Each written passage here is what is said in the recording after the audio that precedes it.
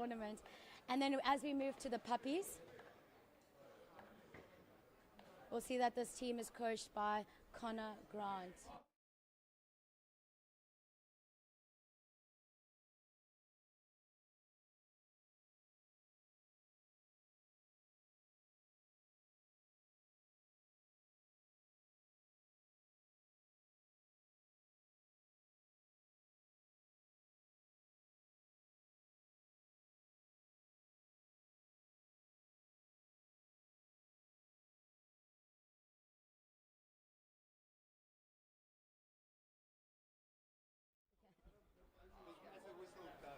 Oh, okay, perfect. Thank you. That helps a lot.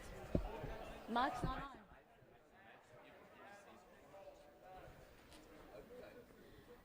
Good morning. We are here at the SA Nationals tournament in Durban at Durban Girls College. It's been a fantastic weekend of water polo.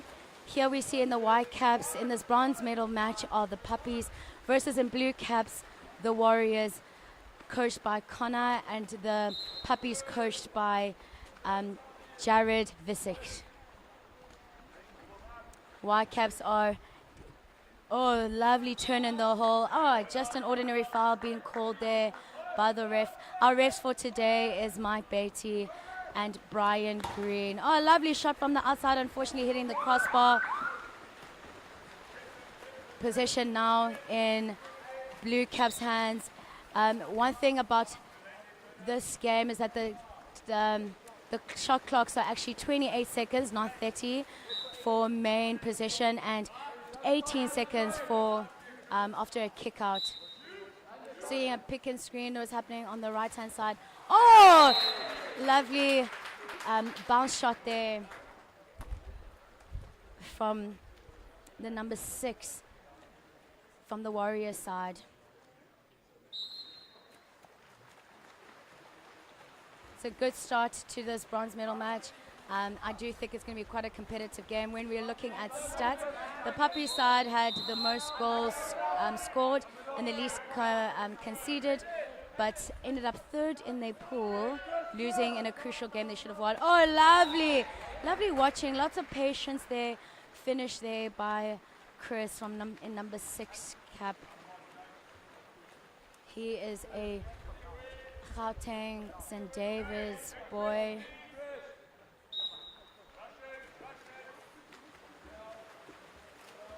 It's really lovely to see the competition here, where it's one goal one side and then an answer on the other side. Lovely communication from these boys. These boys don't normally play together, so it's lovely to see them being able to communicate with one another. Ball being held on the outside. The lovely outside passes, ball into center. Just an ordinary foul there. Lovely crash as well from the Warriors side. Oh, lovely intercept. Unfortunately, that ball was a little bit a bit too loose. In water polo, you have to make sure that every pass is accurate. Otherwise, there will be an intercept, and then you lose your possession, lose your opportunity to have a goal.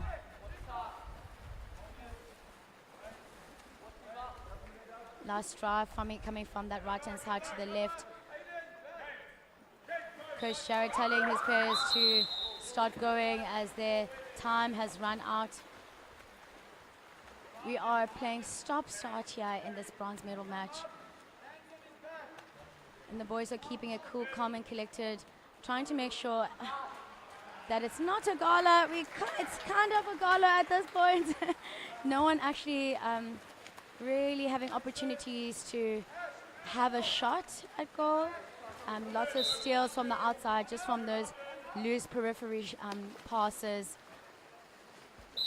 Ordinary foul on the right, just inside the 6 meter. Oh, another intercept.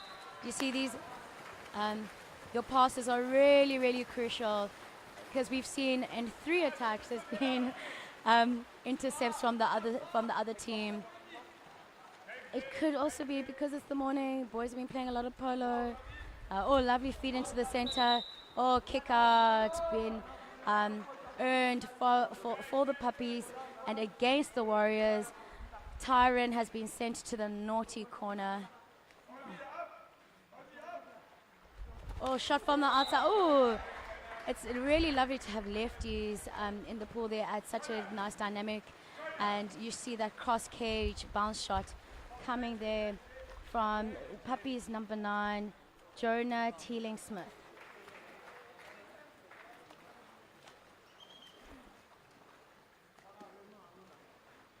Coaches making some subs, making sure that their boys are always playing at their peak, so giving other boys a break, bringing some fresh legs in.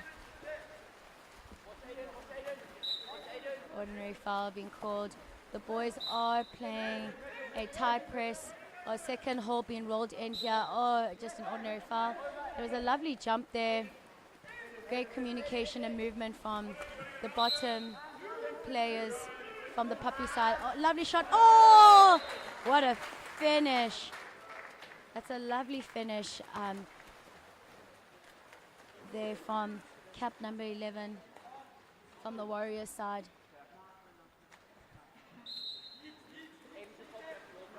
Apologies, the team list I have here is a little bit incomplete, so unfortunately I don't have that player's name, but I'll make sure that we do for our next chucker. Oh, another shot coming from the outside, rebounded onto the post, but great position earned back by the Warriors. It's been lovely to see the caliber of our keepers as well, and these boys have been shooting some incredible shots. We've seen some incredible saves as well. Lovely. They're quite spread out here. The only issue here with these Warriors side is that they're sitting up very high. The whole man is making great work of sitting on that too. Oh, back shot. That's a lovely back shot from Daniel Fincham from that Warriors side. As I was saying, the Warriors are actually sitting too far out. The center forward is sitting lovely in that 2-meter line, and the wings are as well. But the fetchers are sitting on 6 meters. That means that their center back is sitting so far back. You're sitting on halfway, so you can't really participate in the attack in that position. You're just really there just for the whatever counter it is and to cover. So they just need to work on that attack, making sure that, oh, lovely feed in, kick out, earned. That was a lovely pass, but also great movement from the center forward there, Adam Houghton. Puppies on the attack. Oh, unfortunately, I think a little bit too quick. Should have passed that ball around a little bit more. Defenders hadn't shifted, keeper shifted into that space. Didn't have much of an angle. Drive coming down in the middle as well. Lovely covering from the Puppies, making sure that there is no counter. Center back wrestling hard to get front water. Second hole has earned himself an exclusion. Lovely quick in and out into center. Ooh! Oh, a little bit of controversy there. Could have been a penalty, but ref says no, it was a loose ball. There was no control. So Puppies get that possession. When you see here on the Puppies attack, they're also sitting quite far back. Their left fetch is sitting on almost 8 meters. Chris is making his way out. Oh, lovely intercept. I mean, I saw the vision of Alden was having a drive there, cap number 4 from Puppies. Oh, counter coming from the middle. Just one pass over. Ooh, crash. Oh, that's lovely control. Being able to feed that ball back out. We have 3 defenders on you. I do think they're rushing the attack a little bit, but exclusion earned against number 8 from the Puppies, Doug Youngelson. I hope I pronounced that well. Double exclusion here. Number 6, Chris Davidson has been sent also to the naughty corner. Double man down here. So normally in the tactic here is what you should do is have one player from the attacking side to come and sit out and have a 5-on-4 situation instead of a 6-on-4. It seems like it becomes harder to actually score off of a 6-on-4, and it's easier on a 5-on-4. Or lovely feed in. And a great save from the keeper. Unfortunately, Adam, even though he had great movement in the hole, the keeper said, no, not on my watch. So lovely save there by Blake de Bruin. Counter coming from the middle. Oh, penalty earned against Chris. That is Chris Davidson's second kick out. He's sitting on 2 majors now here in this first chukka. Keeper sitting a little bit off his line, but ref is not seeing quite well. Lovely finish there from player number cap 12. Oh, just a little change being asked for by the refs. One of the players' caps, the ear, what is it called actually? The thing that protects the ear has come off his cap, so they've just asked him to change caps there.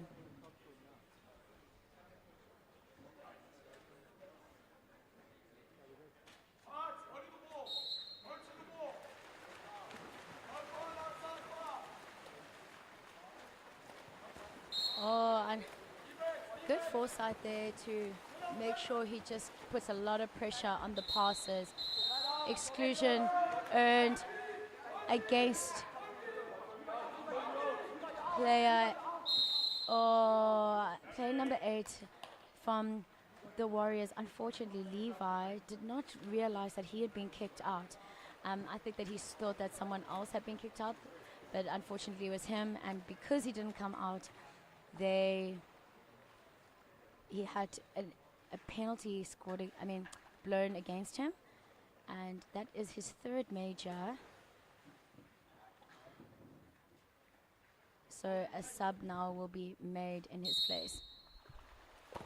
A lovely finish there by number 9 from the Puppies, Jonah Teeling-Smith.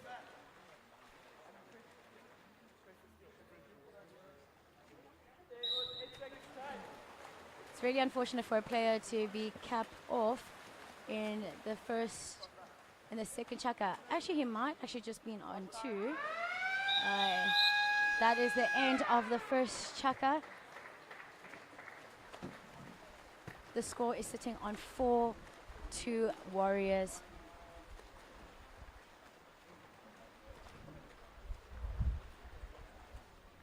And 3 to the Puppies.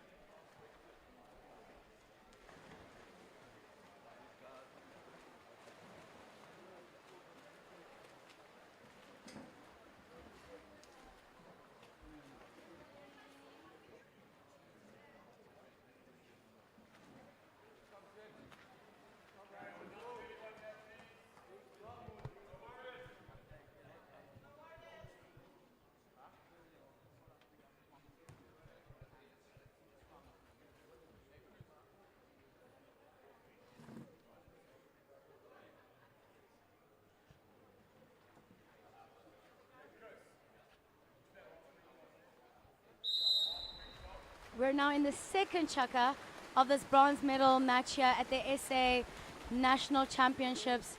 These boys are not just playing for a dirty bronze, but they're also playing for a position in the SA under-16 boys side that will be traveling to the World Champs in August. Oh, big shot came from the outside there. Unfortunately missing the cage completely.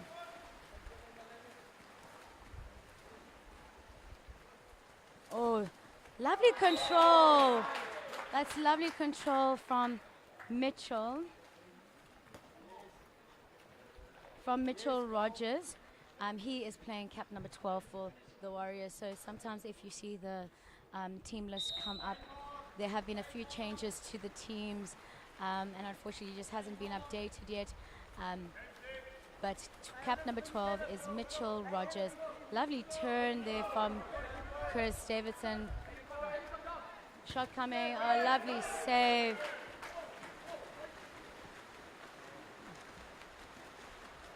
Normally if you're going to have the shot like that in that first corner, it's either a first corner bounce shot or you have a nice big ball, draw the keeper, and you finish cross cage.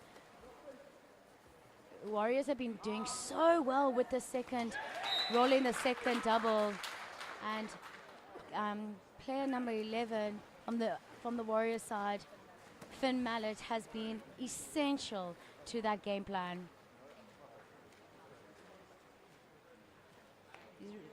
Finn is really, really working hard for his Warriors side.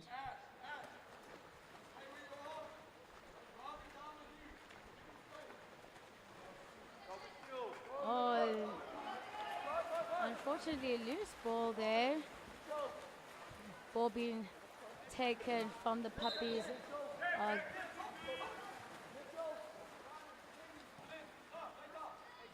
No center at the moment.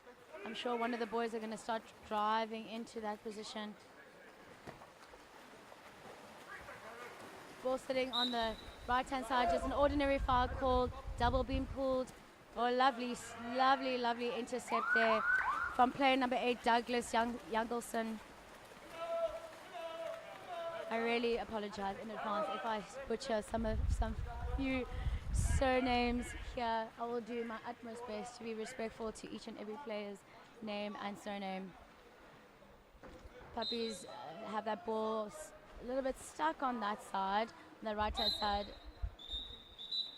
Refs a little bit, one ref blew one side, but the trailing ref said no, Puppies ball, but no, intercept.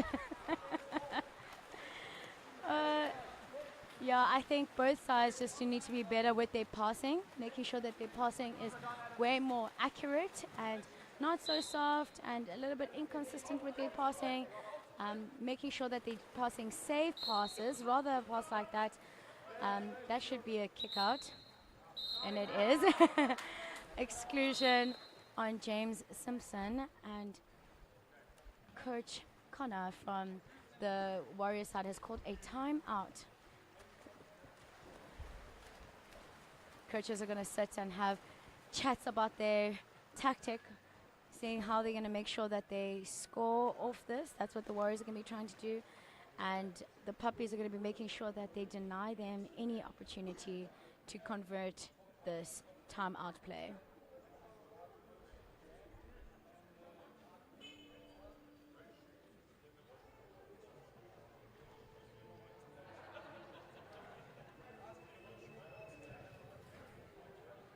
Coaches sitting there looking very passionate at their teams, directing them, saying, this is what I'd like.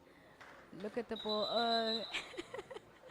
It's really incredible to watch how the coaches are speaking to the players and how the players are looking, listening, being attentive. And then let's see if which team will be able to execute well what their coach was telling them during that timeout.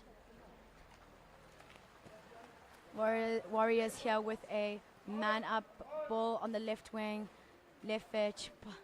Oh, big hands, big blocks here. Oh, lovely ball, lovely finish. Warriors were able to execute their time out and they man up. really, really well. I do think the Puppies were a bit static in that defense. They just had a hand. The top players are actually meant to be pressing high onto those top post players, making sure that they are denied an opportunity to actually have a clear two-book cross-cage shot. So the Puppies need to just work on their mobility on that place, in that space there. Chris just on a, lovely finish. He earned himself first a foul on the outside, turned the player, because he was on the outside, played himself, was able to come in and finish that. That's a lovely response to the goal that was just scored against him.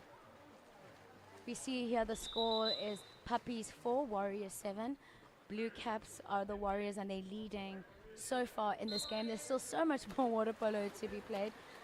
Still 2 other chukkers of stop-start, 8 minutes. Anything can happen in this game. That double beam broke. Oh, that's a beautiful bounce, but lovely composure from Junior from the Puppy side. Lovely save. The keeper had a lovely save, but just didn't go for that rebound. Warriors having another attack here. A shot attempt, but hitting that bar. Drive coming up the center by Alden Curtis. Oh, able to retain. Ordinary foul called on the outside. Decides to pass, and another intercept. I won't lie, the intercepts are really good. But what's happening is that each team is just capitalizing on the other team's inconsistent passes. The passes just need a little bit more power, so it's harder to intercept, but they're quite slow, quite relaxed. Or drive coming in, deciding rather to pass the ball to the outside. Shot coming. No, they said, ref says no, the time had already gone. Even if that ball had gone in, it would not have been a goal. Puppies on the attack. They're going to really want to make sure that they're able to score in this chukka. Coach Jared saying, give to Adam in the middle.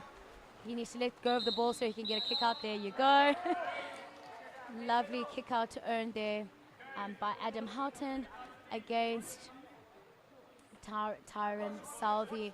I believe is his second. Coach Jared quite unhappy with that, saying that they actually need to work that ball first, not just passing the first pass. They actually need to, shooting after the first pass, they actually need to, they actually need to pass that ball from the outside, but lovely vision there, lovely pass, and finish from then, Alden Curtis.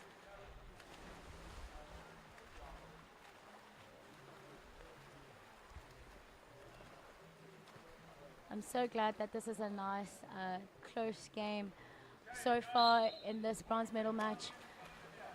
Puppies are being led by the Warriors 5-7. That second hole then again been pulled, but unfortunately a wayward pass. Keeper's been able to retain and get that ball so the Puppies can have a counter. Actually, Puppies are up on D at the moment. There is a cockroach from the Warriors team. One player is going down to cover. Unfortunately, a little bit too much power in that pass. Pass into a hole. Oh, I thought that was a little bit of a double-handed foul, but no, they called a ball under. Drive coming down the right-hand side. Another player coming down middle. But lovely, it's really well done work from Douglas there. Being able to slow down their attack so another player can come and they can be man on man. Puppies slowed their game down really well.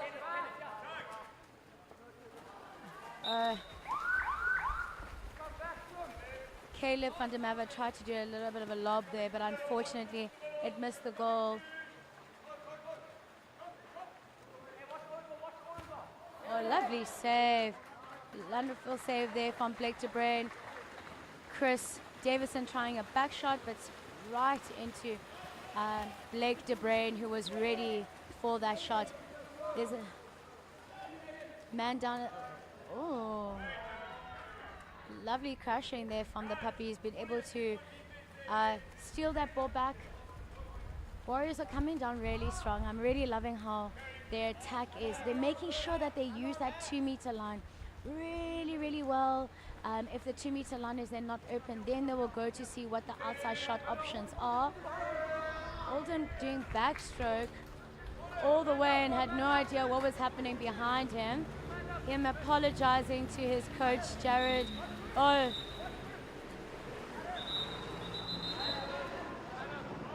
Unfortunately, Adam Ashia didn't hear the ref coach saying shoot.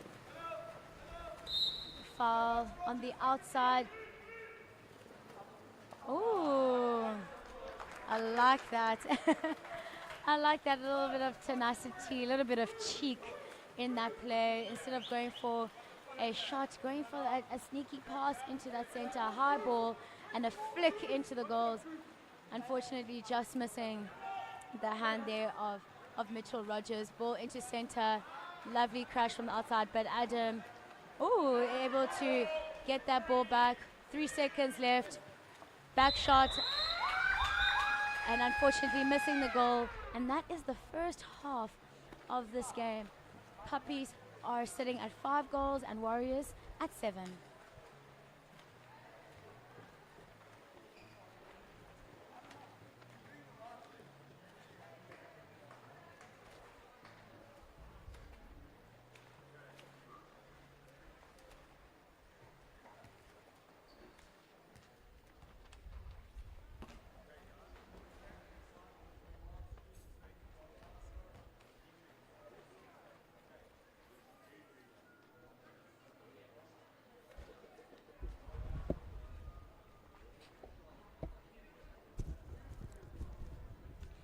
If you're in Durban, make your way down to Durban Girls College to come see some wonderful water polo being played here. After this match will be the girls under 16 bronze medal match. It will be the Mermaids versus the Mermaid Mafia against the Apples, guaranteed to be a cracker of a game. The girls section has been also just as competitive. No game actually going by more than 3 goals, so no team has won by more than 3 goals, which shows how competitive these teams actually have been. Even though the players came as individuals, as they've been put into these teams have actually been really equal, and we've seen some lovely competitive water polo. It's been a treat for me to be able to coach 2 of the ladies' side, just watching the players gel, grow, start to communicate with players that they've never played in a team before, who've always been their rivals, to being teammates with them, to being people that they can trust, has been really incredible to witness this weekend. I think if we continue to nurture our juniors here in South Africa, they are the future. We really need to just keep putting in impact and investment into them, so they make sure that they have a bright future, be successful in whatever way that may look. But having opportunities like this is really big for these boys and these girls. It's really important. So if you are here in Durban, we are Durban Girls College. Come through and see and support these young athletes. We're about to go into our 3rd quarter of the game, which is normally the deciding chukker. So teams that really want to make a stamp here in this game, you want to at least go into the 4th chukker, maybe up by 2 or 3 goals. Then you score 2 more goals, then you can just preserve your lead the rest of the way. So you're going to see Puppies really trying to work hard to get those 2 goals in, so they can at least be level with the Warriors. Oh, lovely steal. Lovely steal there from the Puppies. Douglas Youngelson. Another cockroach here from the Warriors side, but Puppies have decided they're going to play the man up. Before they shoot, ooh, what a lovely finish. Normally, you want someone to go and cover that, because if that goal doesn't go in, then it's going to be the other side, a one-on-one against the keeper. But Jonah, Teeling Smith made sure that that was not a possibility. Puppies making sure to come back strong so they can lead in this chaka and win this game. Oh, love. I really enjoy Finn Mallet's ball work. Being able to maneuver the ball around, not just keeping it in one position. That his ball control is really lovely to see at this age. Shot coming from the outside. Ref says, no, you were inside the 6 meter. So he couldn't even have shots at that moment. But like I was saying, I really do enjoy his ball control.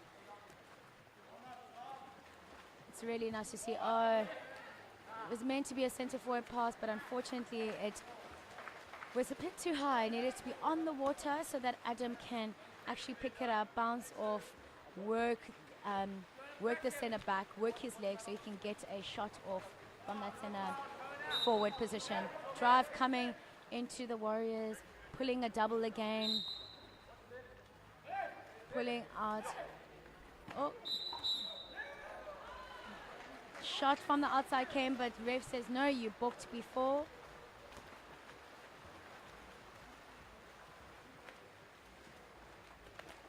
Puppies on the attack, coming down center. Foul earned by Chris, deciding, let me shoot, and it goes in.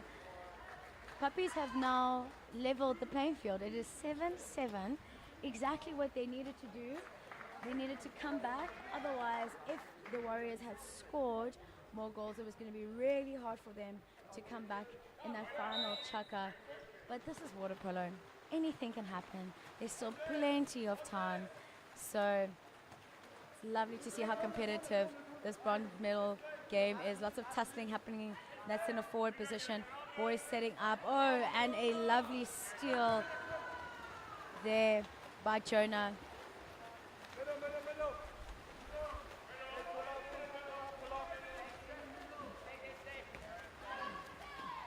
Adam working hold, but there's a extra man on the right-hand side. A penalty earned for the Puppies against against Tyron Southey. I do believe that refs are saying that they need to sub him. Oh, I actually believe that the Warriors are sitting with 2 boys cap off. And they only had 2 boys on bench. But their keeper said, I'm going to keep my team in this game. Well done to Blake DeBrain there for that lovely save. Warriors are sitting with no subs for the rest of this game. So the rest of the boys need to make sure that they don't get excluded. But exclusion has been earned against Junior Ramashole from the Puppy side. Man up for Warriors, and a lovely finish there from Finn Mallet.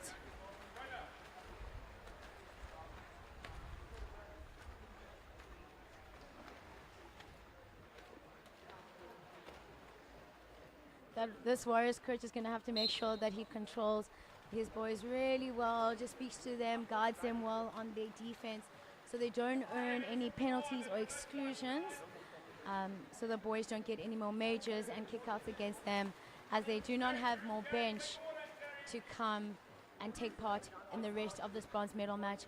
Ball coming from the outside, shot coming, but lovely save by Blake DeBrain.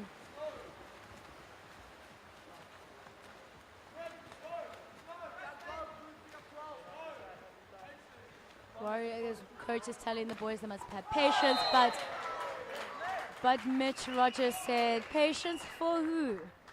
I will shoot this goal and it will go in. And it was a lovely cross cage shot there. Keeper's a little bit upset with himself. Chris O'Brien. upset that he let that ball go in. I don't think he was expecting that shot. Oh, and then another wayward pass, unfortunately, here. So Warriors have the attack. Lovely momentum being built here by this Warriors side.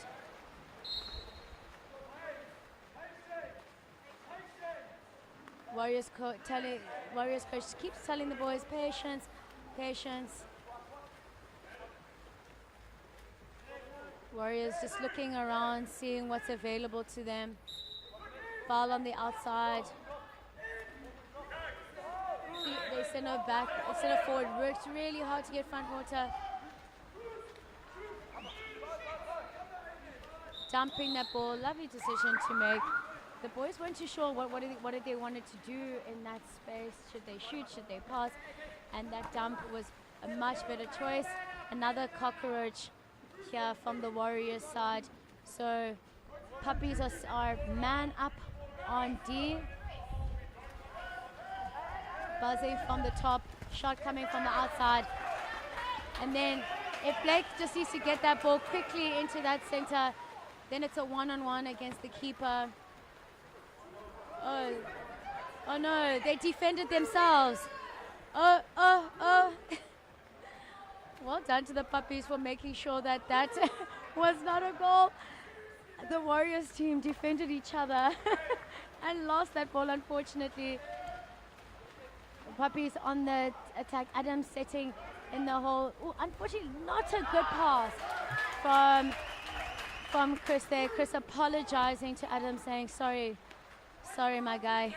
I'll do better next time. Warriors back on the attack, passing into their second hole.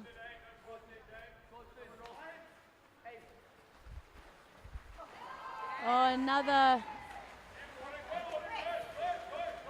intercept there from the Puppy side, trying to bring that ball up the pool. If the boys don't let go of the ball, they can't get anything. They can't get a foul, especially in the 2 meter. They can't get an exclusion. Chris, oh, lovely top corner and down into the goals there by Chris Davidson. He is seeming to be a very crucial player from his Puppies team. Also, the players got to decide what their team name will be. So the boys collectively decided to be the Puppies and the Warriors. And I think the boys did quite a good job. From everyone likes the Warrior, everyone likes the Puppy. Very good names, I think, being chosen. Foul from the outside, shot coming, big block.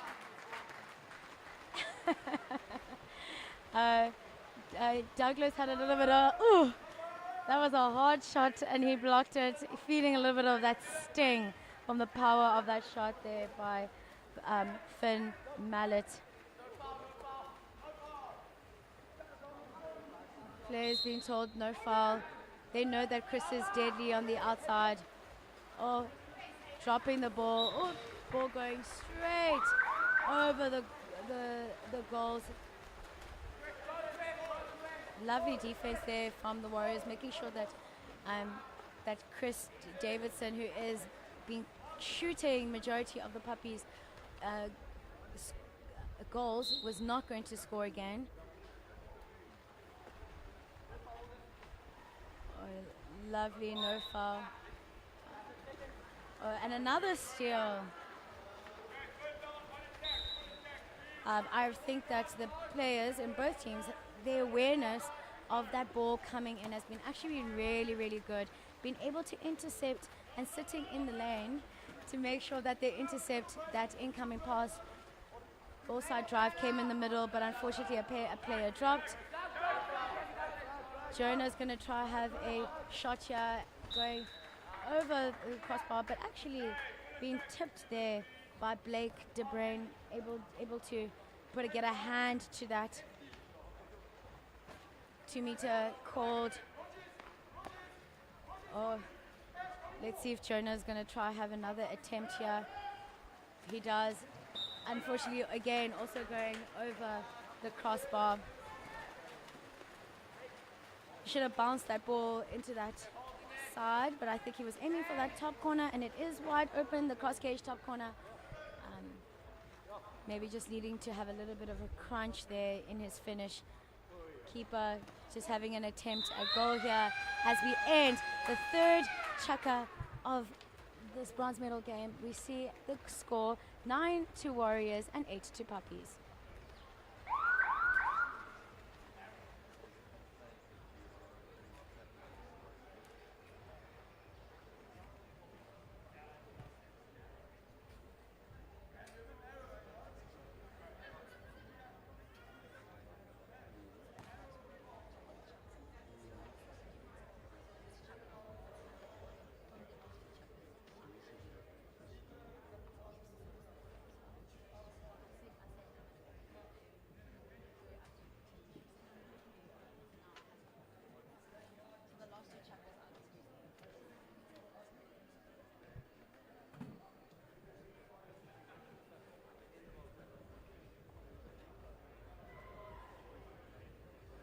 We're going to go into the final chukka of this bronze medal game. Been seeing some incredible polo being played. Wonderful intercepts from both sides, watching that ball coming in, watching that when the player is going to be passing, if they can intercept, and being able to read that really well, and turning over the team's attack and making sure that they get extra time getting to defend and making sure that other team gets less time to complete their attack. The boys have been playing really well from both sides. On the Warriors side, Finn Mallet, the likes of Michael Rogers, Tyron Southey have been playing really well. Their keeper, Blake DeBrain, has been also outstanding for them in the goal, saving really crucial goals, which has been really amazing to see at this age group. Just the consistency of him as a keeper has been great. On the puppy side, we're seeing the likes of Adam Houghton, making sure he's always on that 2-meter line. A Chris Davidson setting up, but also being a team player, passing. We've been seeing lovely intercepts and steals from Jonah and Douglas from the puppy side. So both teams have been playing really well, having different strengths, but being consistent in what they're doing. And here we are kicking off into the last chukka of this bronze medal game. And the Warriors have won the swim off. They will be attacking first, making sure to make a difference. What I've been really enjoying about their Warriors play is that they've been playing nice, quick drives, movements, pulling that double.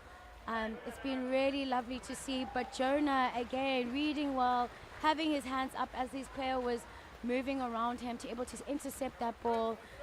Warriors pulling double on that left-hand side has been working beautiful for them, and they keep going for it, because if it's ain't broke, why are you going to fix it? Puppies on the ball. Oh, unlucky. That ball going over the goals there by Jonah Teeling-Smith. Warriors are leading by 1, so they're going to want to score another goal and then just make sure that they control the rest of the game. Oh, lovely turn. There you go. That's the work I was talking about. That bringing in that roll from their left-hand side has been crucial for them. Just now, earning an exclusion. Junior Ramashole has been sent to the naughty corner for 28 seconds. Puppies actually have a full 2 players on bench, and I say full very loosely. Oh, the time for the Warriors running out. Maybe that's a little bit of a table error. This 18 seconds felt really fast. Puppies on a drive in the middle. Lovely teamwork there from the Puppies. A cross pass from James Simpson to Chris Davidson into a lovely goal there. Not much a keeper can do in that situation. Lovely play from the Puppies. We are head to head here in this last chukka of the bronze medal game. This is such an exciting game to watch. Such an exciting game to commentate as well. These boys have been playing so consistent, so well, communicating really well with one another. Not just listening to their coach, but communicating well as a team. But just been listening to them, telling players, come down here, or I'm driving, or I'm ready, you know, who's open.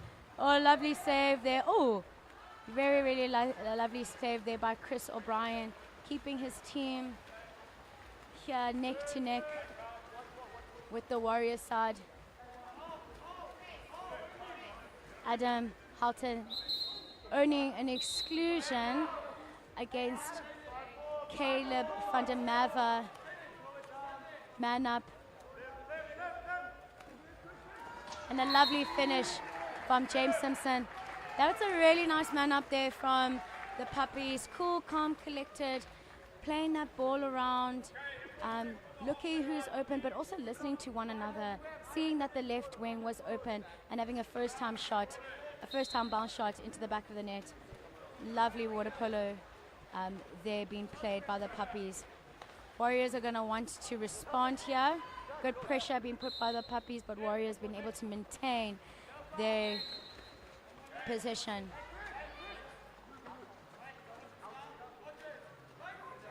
The hole finally rolling in there. Just an ordinary foul called outside 6. Shot coming, and a beautiful, beautiful finish by Mitchell Rogers. He's had a really fantastic game, shooting some cracker shots. That's a lovely bounce, cross cage, bounce shot. Puppies are going to still want to come and also respond. We're seeing this chukka to be one side scores and the other side is responding as soon as the other one does. See a double hole being pulled here by the Puppy side. Shot came, unfortunately, straight into the keeper, but also a lovely block there by Caleb van der Merwe. He assisted in that shot being shot there from the Puppy side. Pressure being put from the periphery.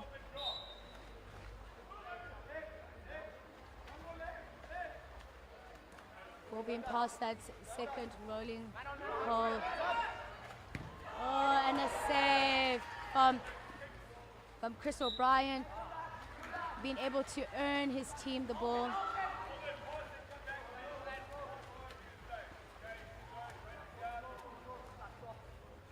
Ball being brought up slowly by Puppies, seeing the opportunities, seeing what's happening around them, who's free. Centre forward is working so hard. Shot came, hitting the top crossbar, and rebound into the Warriors' possession.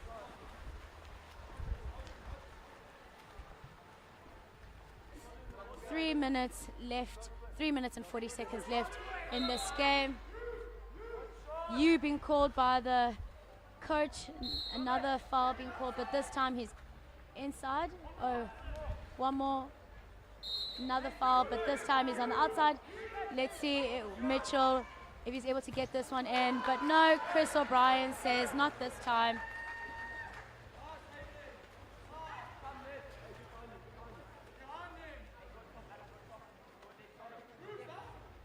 Puppies making their way slowly up this pool, keeping their composure.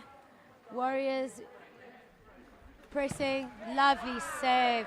Blake de Bruin has been playing so beautifully for his Warriors team.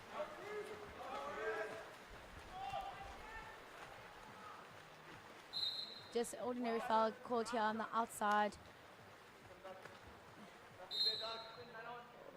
Oh, Finn is in a beautiful position, but unfortunately that ball being seen really, really well by Jonah and able to intercept. And a timeout has been called by the Puppies coach, Jared Visick.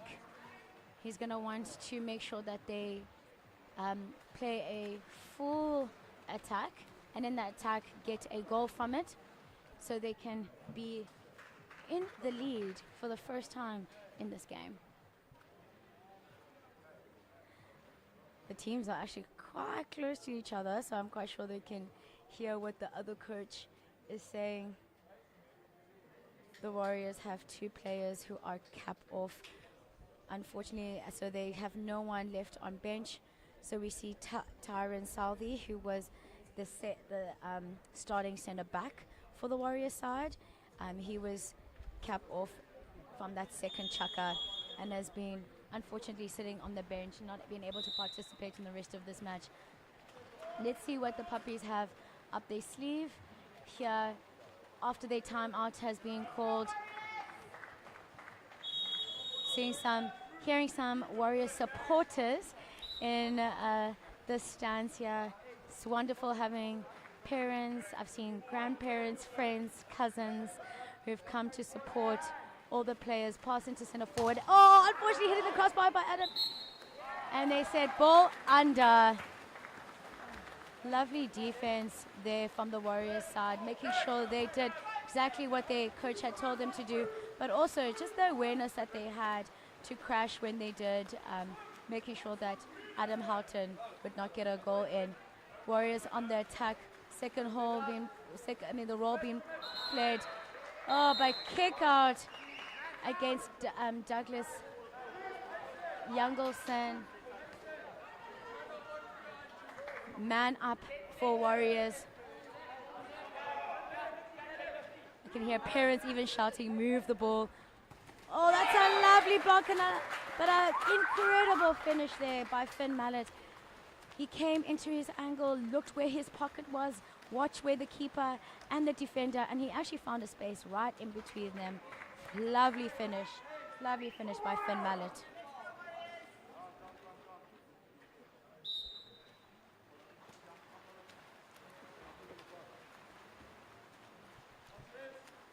If you actually see in this Warriors side, it is actually a full KZN team. They play really well together, listening to their coach really well, communication. They've had a really great impact. Puppies foul on the outside. Oh, and what a lovely finish by Chris Davidson. Oh, this game is neck to neck. It is wonderful. It is exciting.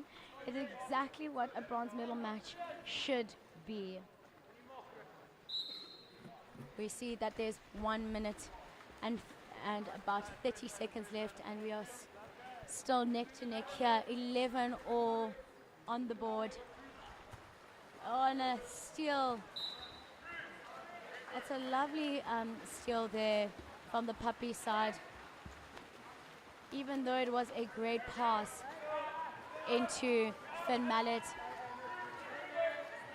Puppies on the attack.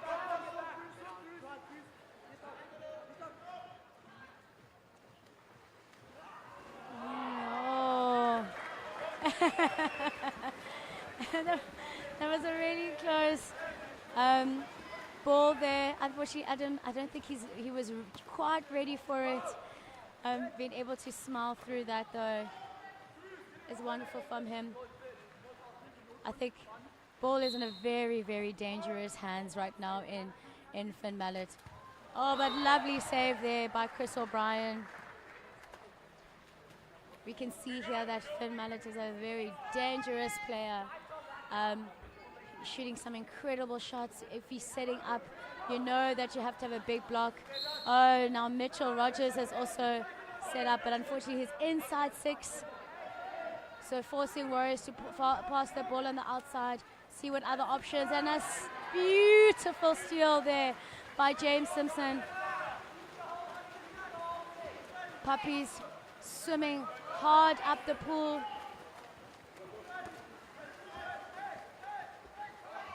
Oh, they're leaving the Puppies' best player on the top. They're not seeing him open on the top. There, Chris Davidson, but he can't see that someone's coming. Oh no, no one telling him it's man on man. Shooting. Oh, and it's a save. We're going into penalties. What an incredible bronze medal match. It has been neck and neck from the first whistle, which resulted in penalties. No one really likes penalties, do they? But we're going into penalties here. Now teams have to choose 5 shooters who will be taking the penalties. If all 5 we are still neck and neck, then it will go into sudden death. We've seen Blake De Bruin be absolutely crucial in that Warriors side, playing incredible water polo, saving some wonderful shots. So he is very much backed by his team. And then we've been seeing Chris O'Brien playing. He was in the goals there for that last chucker for the puppy side. It seems like the puppies will be playing Luca Angelucci in the goals during these penalties.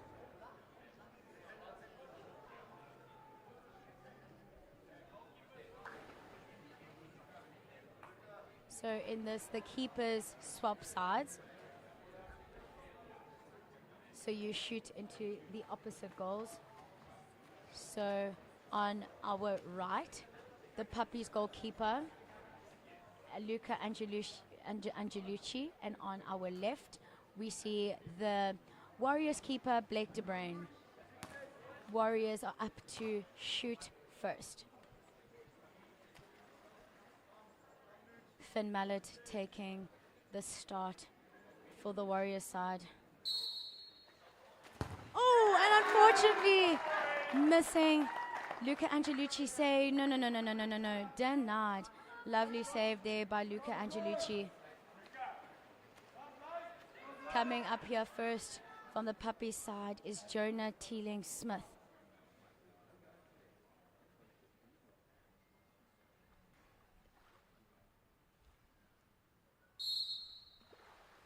Oh, and a lovely finish by the lefty, Jonah, converting for his team. Coming up here from the Warriors side, it is Cruz Chapman.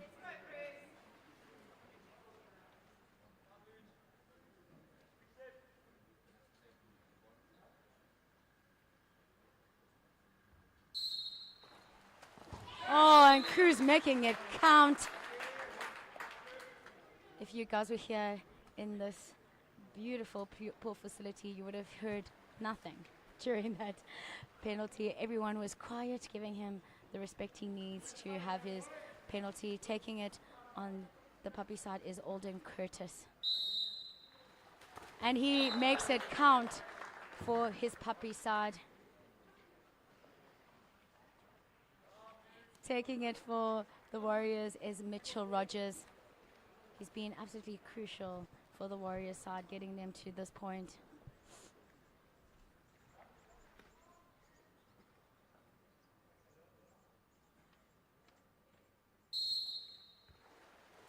Oh, Luca Angelucci denied him.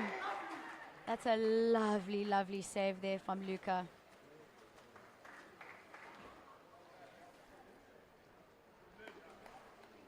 Stepping up here for the puppies is cap number 8, Douglas Youngelson.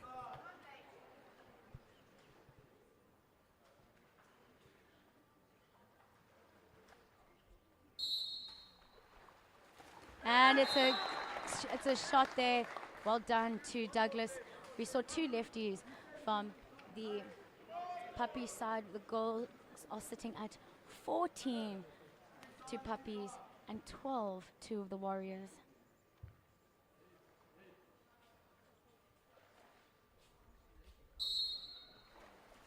Oh, Caleb van der Merwe from the Warriors side makes it count.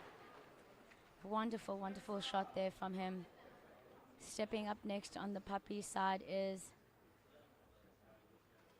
James Simpson.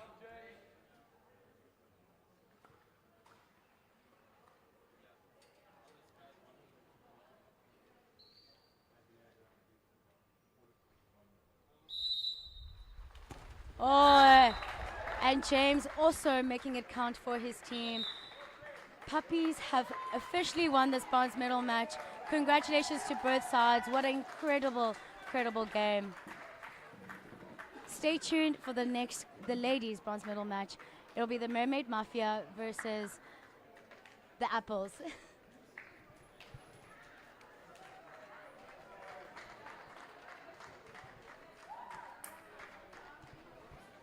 Thank you so much.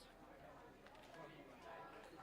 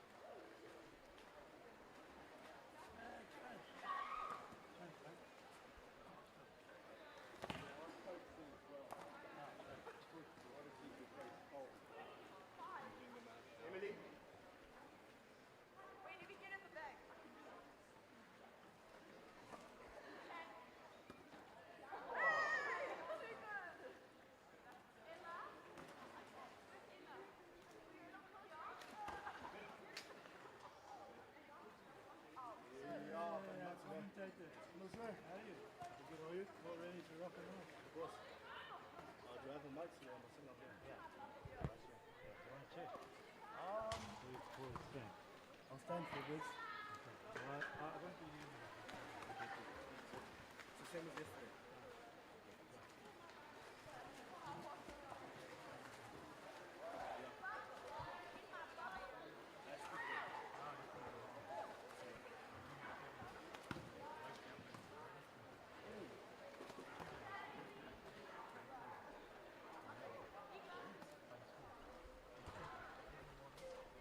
There is no stop light. As you got to load the next traffic, so you have to move the side one. You're busy loading anything. I don't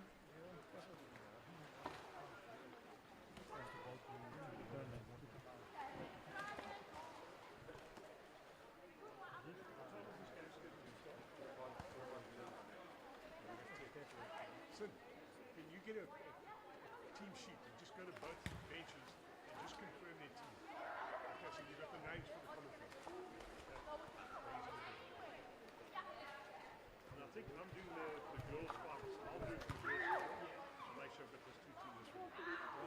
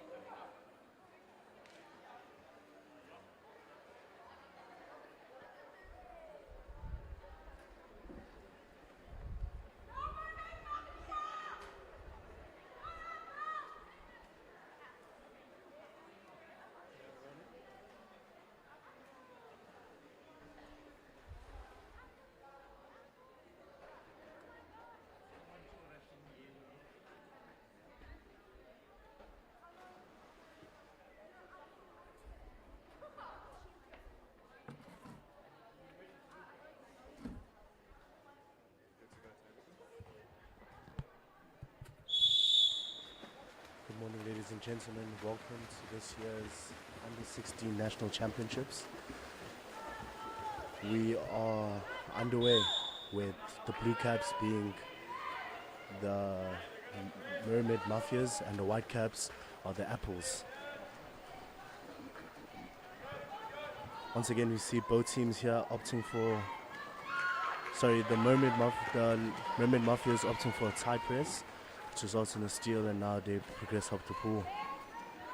Cap 9 with the ball, weighing her options, opposite pass to the left, good entry pass, and that is rewarded with a kick out. Power play option, good pass in, just unfortunate not to finish there at the end. I think she had a bit more time, could have drawn a penalty, but nonetheless, keeper makes a really good save to take the Apples up on their first attack of the game. Once again, tight press being employed. Bit of a different style of pressing. Wards just in a minor foul. And turnover ball possession.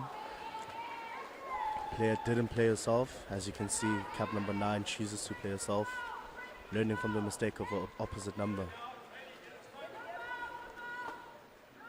Good press coming in here. Keeper screaming no foul. Good rock off. And she didn't make the same mistake twice.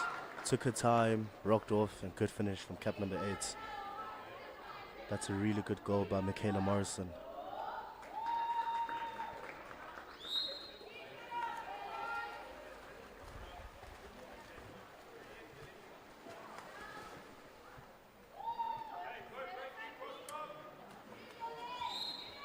Coach Cherry Applegren asking her girls to go for a cross drive so the left side can roll in, but an even better steal. You can see that Hannah Hatting is up to the challenge for that roll in, and she keeps her legs up and she shows her hands, and then goes for the steal. Mermaid Mafias are up on attack once again. Minor foul.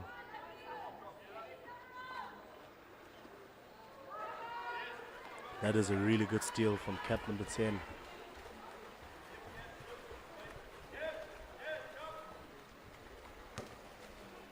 Really aggressive press coming in here from the Mermaid Mafias, looking to shut down anything that the Apples can try and do. As they turn over the ball, that's a really good steal and a good pass outright. Hannah's on her bike and she earns the kick out. Power play opportunity here for the girls. Just taps it just a bit forward. And you see here Coach Masi asking her girls just to slow it down a bit. There's no need to rush. There's no need to go for the quick goal. Let's just set up, move the ball around, move the goalkeeper, move the defense, and ease our way into the attack.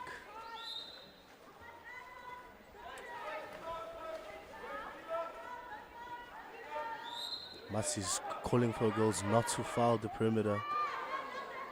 Good steal there from London Remley. I don't think the centre forward from the Apples was aware of that, but nonetheless, really good steal from London Remley. Now she's up on the counter.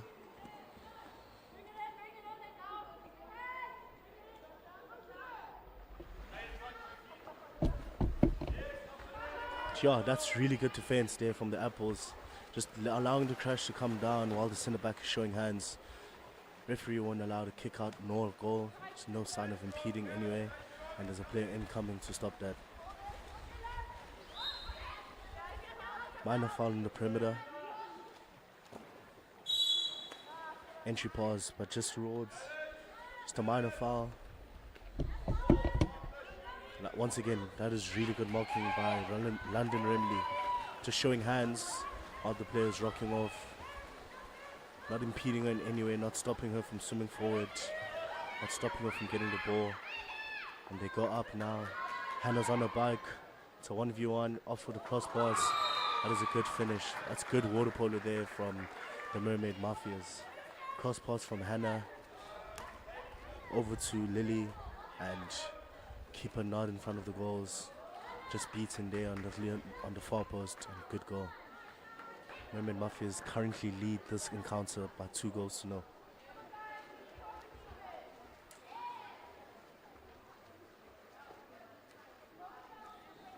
This should be a really good encounter.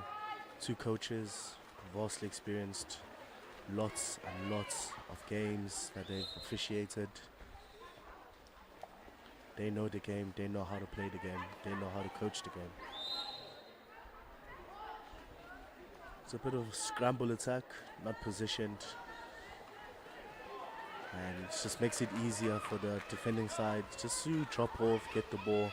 As you saw there, the ball was outside of the centre forward's perimeter, resulting in nothing as the player comes down to steal the ball. The Mermaid Mafia is up again on attack.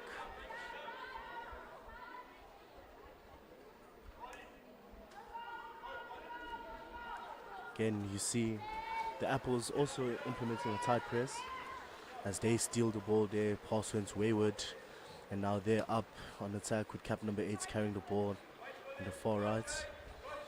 She's waiting for a second wave to go through. It's a massive drive coming through the middle. Entry pass is good, and penalty. Well done, good drive, good ball, and results in a good penalty. Cap number 8, Frankie, is asked to take this penalty. Let's see if she can convert.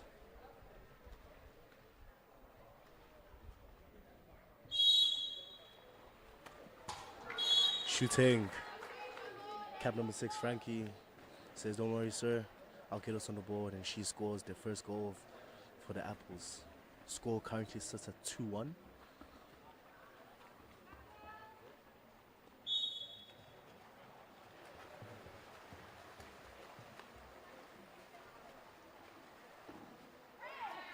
So you have a change here. Lily's now in the pool in cab number 7 for the Mafias, for the Mermaid Mafias. Good steal there from the Apples, and now they go on a big counter. If she can get her head up, she can maybe get an entry pass to center forward. And there it is. Minor foul. That's good marking. Ball goes out to right wing. Lob attempt, but the keeper is up to it. Safe hands from the goalkeeper. Says, "No, thank you. I'll take that."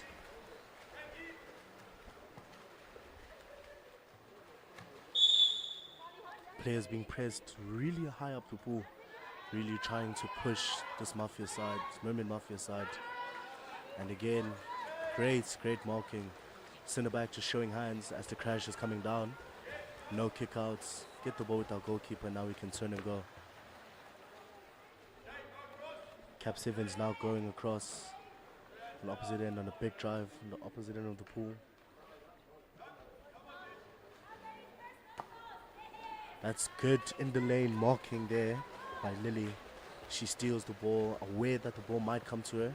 She's quick on her legs, getting nice and high up the pool, up the water, excuse me. London Rimley in the middle of the pool, and she's walking it in. Lots of time. Oof, unlucky to score there. Not to score, excuse me. Just hits the uprights. We have a counter attack here. It's a 3v2 with the Apples. Can she move the ball? She decides to take her on, and she does. But Hannah's up to the challenge. Just a minor foul. Exclusion there. Just unlucky. Just went over the top of her shoulders, which results in a power play option here for the Apples.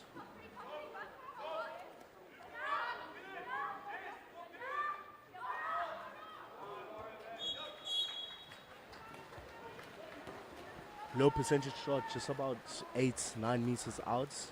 Goalkeeper always up to the task, but just sails over the uprights. See the keeper on the opposite end screaming, "It's a press, guys, let's press, please." And the press coming in very soon. Good ball movement, big drive coming in the middle. Just a minor foul. Good entry pass. She has ball in hand, so can't be a kick out. She just needs to rock off her defender, and then she can try to get the ball. Yeah, kick out there. London just guilty. London just guilty of holding the player from swimming. There's a big pass here to the right. Big drive coming down the middle. can go just one more minor foul, and that's end of chapter.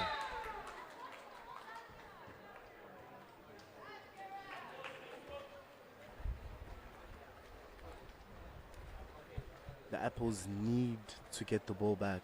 They need to win the next swim-off in order to get the ball. So I'm sure Mr. Applegren, Jared Applegren, will opt for her girls to win the swim-off so they can still keep that power play and they still stay man up. But just wise words from the two coaches. Just telling the girls, just calm down. Just smart play. It's only 2-1. So no need to rush. No need to lose your head just yet. Everything is still under control.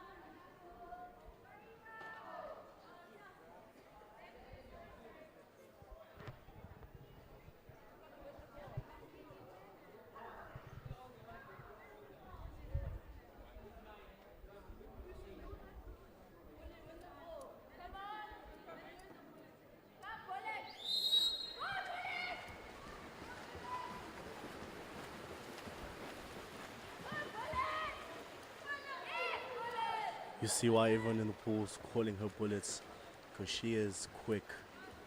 She wins the swimmer for her team, so that means London can now come back into the field of play and then go back on the 6-on-6 play.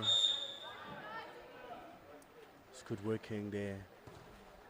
Good marking there from the centre back.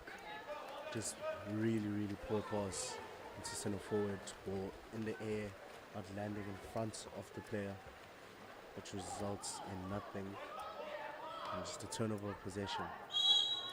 You see here the Mermaid Mafia is pressing really high. The Apples only really attacking with 2 players. Rest of the girls still sitting on about 10 meters. But now you see the drive coming through, and Sarah Ace is equal to the task. She's making a big steal for her team, and now she goes up the pool on the opposite end. Press coming nice and early. Both teams really want to test each other out. Just going muscle for muscle. Unlucky there from the centre back. The player continues her drive, and cap number 8 steals the ball. Now the Apples can go on the opposite end.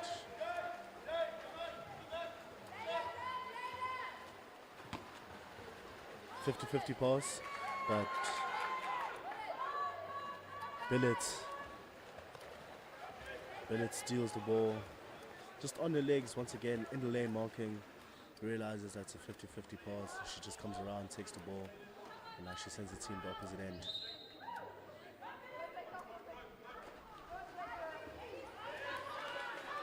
Sure, massive tussle here at center. Kesley working hard to try and get the ball. Just unfortunate that the ball is just outside of her perimeter. Referee is not going to award anything for that.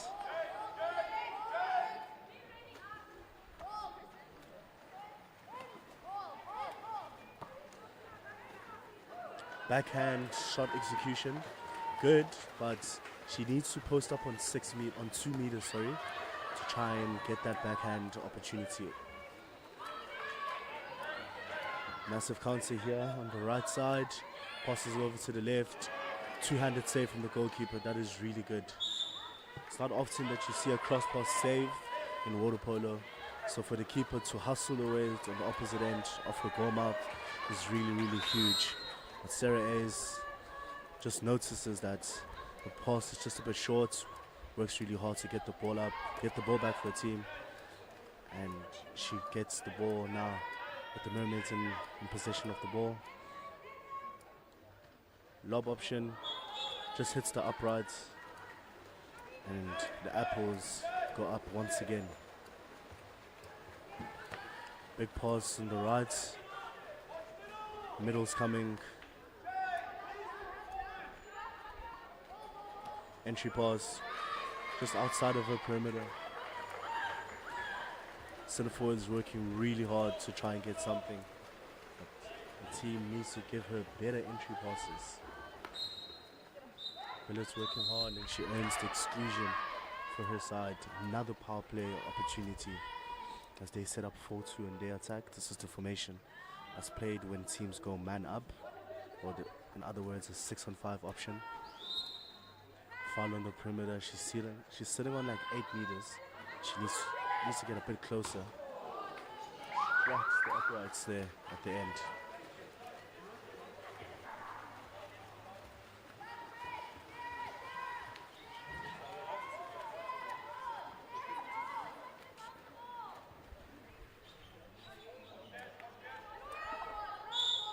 The Apples up on attack.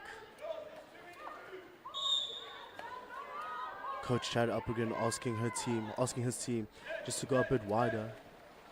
Entry pass, but unfortunately she's in 2 meters. Deemer, in other words, offside. And now they are once again back on defense.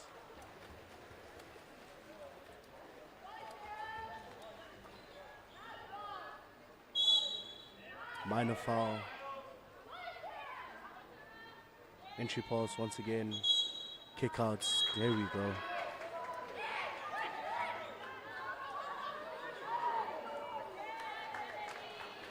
Once again, Marcy just asking the team, just slow down, ladies. There's no need to rush. Yes, the score is this tight right now. We'd like that bit of comfort in the scoreline, but just exercise a bit of patience. There's no need to rush the attack. Big toss to the center. Again, backhand option, right shot execution, right shot option. Just should have sat on 2 meters to try and get that off and try and get a goal. You see a flying sub being made by the Mermaids. London's worked really hard and she's asked for a break.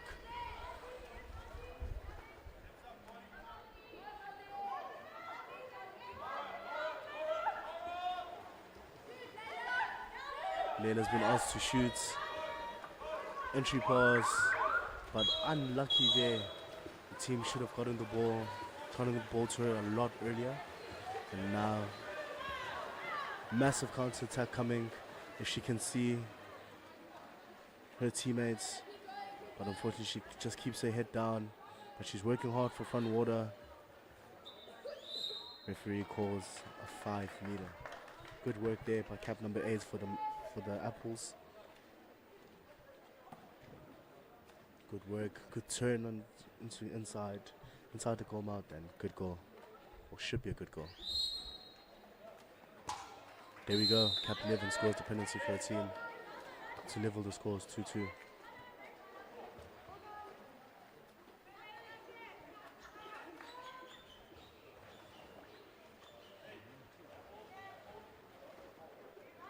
Some subs being introduced into this game. It's fresh legs, calmer heads.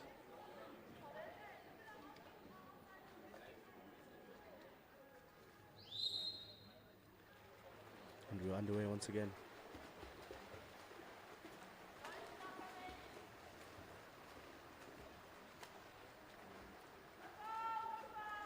There's been a shift with both boys and girls.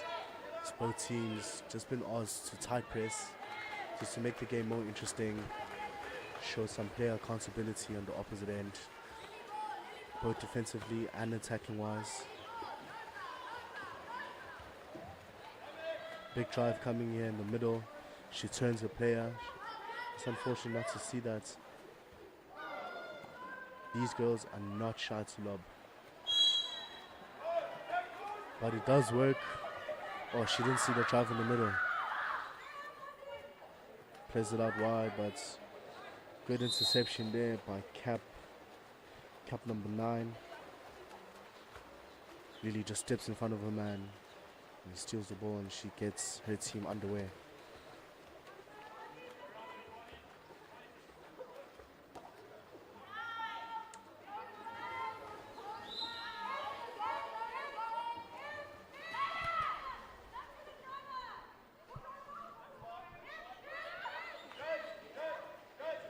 Entry pause, good turn, good goal.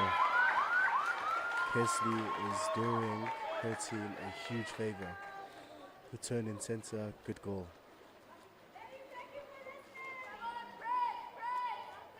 There you hear from their coach, just thanking her goals for listening to her instruction, listening to her coaching, as her team currently sits at 3-2.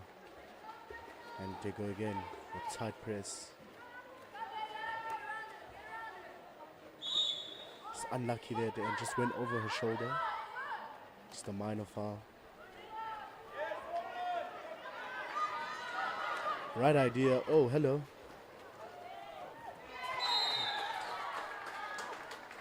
Goal by Cap number 5.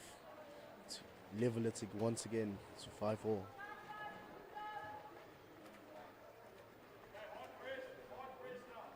Coach Jared up again, asking his team just to tight press. Press everywhere, press for steal, try to target that elbow, the weakest parts of your arm. There you see Cap number 2 exercising what you call a windmill. Just swimming around, swimming in front of a player, just showing hands. And you see elbow targeted there as she lunged forward and she steals the ball.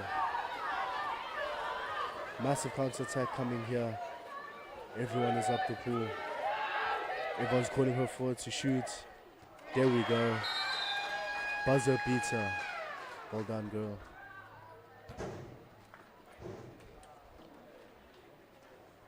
And that's the reward of a tight press, is that you're forcing the ball to slow down firstly, and you're also trying to go for a steal. As you see the player on the other end just targeted that elbow as she was going for the ball, and jammed that elbow, got the ball, and the player on the opposite end just stepped in front of her man, stole the ball, and she was off in the counter attack. Big goal, and now score should be 3-all with the championship chucker coming about.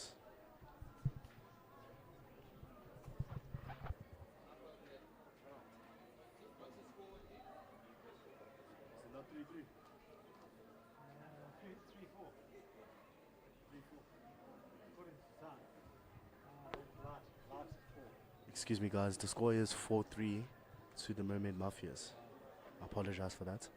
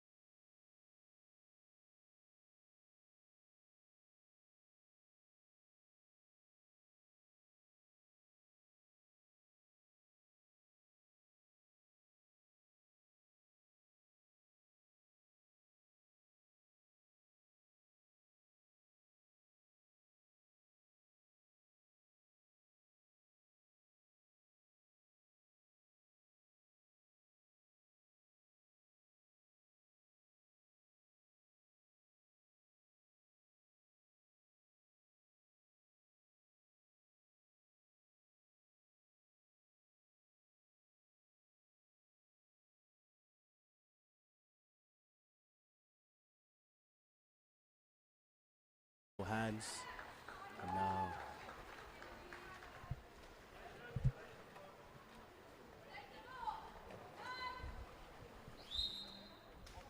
minor foul in the perimeter.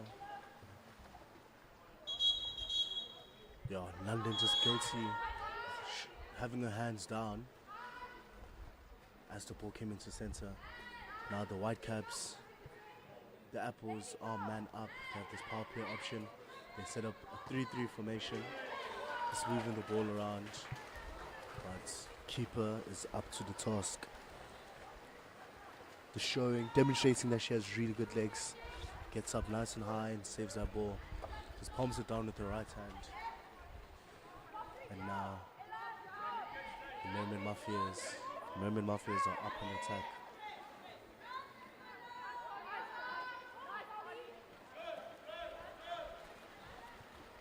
Just unfortunate there, didn't realize that there was a dropper there. As cap number 2 steps across, steals the ball, sending her team once again on an attack.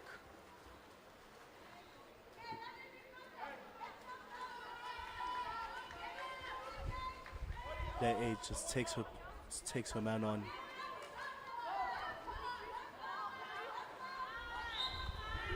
Foul there in the perimeter, and no goal. Just shooting on her back, and when you're on your back, the ball always go up. As my coach in high school said, Steve Mark said, never shoot on your back, boy. The ball's always bound to go up. Good entry pass there from center forward. Kick outs. That's good work there by Kelsey.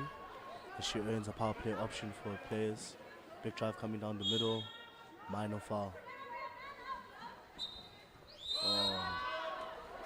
Just not aware that she was in 2 meters. Very eager to try and get her team back onto level fronts. Laura's working nice and hard there in center position. But the ball's being slowed down. It's exactly what a tight press does. Just slows the ball down. Lots of stop-start stuff. Entry pass there from center. Good shot option. But you see, she just needs to post up on 2 meters. And Coach Applegren telling her, don't give up, girl, keep working up. Just need to get up higher and you will get the ball. Your 2 players driving down the middle to set up a 4-2. But again, just not aware that there's a drop there. Frustration growing within the players. Maybe they've attacked a couple of times, still no goal. There's a drive across the pool that's coming. Big player. Oh, hello. Just unfortunate, she's leaning back too much. She should be rocking forward, be attacking the ball, trying to advance forward to get any purchase from that drive. But nonetheless, the Mermaid Mafia is now on defense. London Remley takes her man on, pops it 1 over. Lily shoots just straight at the keeper there, unfortunately. But again, good movements from the girls, really, really good. London wasn't aware, nearly got it, but just fouled the player. Foul in the perimeter, good entry pass. Minor foul again. It's the work of a tight press. If it's done well, it really works. Oh, London's got to go. Just guilty of having 2 hands down. 1 over left. And the crowd is up in arms. Good goal there from the Apples.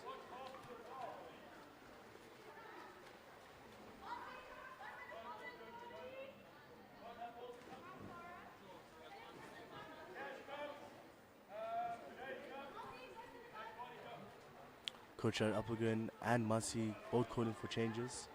Subs coming in, some fresher players.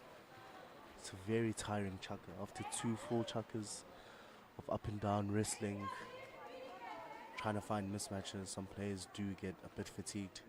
This is why it's always called the championship chucker. A lot of teams win or lose a game. This chucker calls for control, And that's exactly what both teams are probably looking for. Just a bit of control, but without stopping playing polo. Good work to jam the elbow, just past the shorts. Just a minor foul, nothing more. Ball goes out to the left side. Now entry pass. She was just guilty of dropping her hands in the last minute. The crash was coming down, but now she is sent in the naughty corner for the next 20 seconds. Sorry, for the next 18. Big hand shown here. Good passing from everyone. Really good ball movements. Shot comes in, but just hits the top left uprights. And the Mafia is not able to convert in that chance there. Cap number 9, Laura, is called to fetch the ball. Good marking there from the cap number 7. Minor on the perimeter. Big work coming in the middle. Penalty. Well done. That's really good work. She positioned the body just to keep the player behind her as the ball came in from the right side. Ball came in and she just had to rotate her shoulders to face the goals. And penalty. Really good knowledge of the rules to gain on that penalty. And that's met by an even better goal. Top left from the young girl. Well done.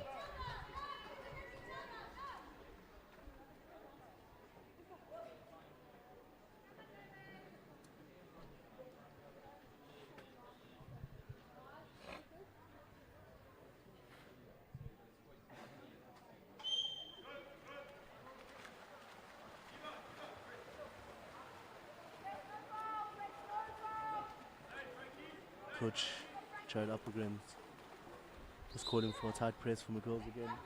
Just changing it up, making sure that the Mermaid Mafias are not sure what to do exactly, not sticking to one game plan. That shows a vast amount of experience and coaching. And just a poor pass there at the end, just skip past her player. And the Mermaid Mafias turn over the ball. Now they're up on attack. They're up with steam too. There's a counter coming down the middle if they can see her. Man on being called. Good awareness from the player too, just to flick it out to a teammate. Good save from the goalkeeper. Really, really good save.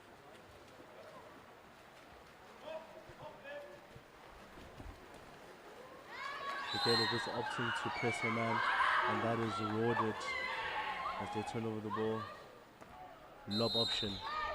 It's a really good goal. Good pressing, good effort. Showing not to give up at the end there. Just pressing really high, pressing really well. Turned over the ball nice and early. And now the score is 6-4 to the Apples.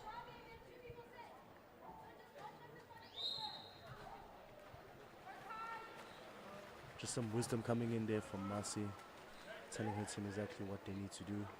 Great steal from her team. Once again, sitting in the lane, high in the lane, stepping up nicely to steal the ball. And Bulletin is up on the big counter, big fake, hits the crossbar, and Captain Hannah Hatting, just on her legs, aware of the ball, and she just passes the ball into the goals with the keeper not in front of her. 2-goal swing. Score sits at 6-5.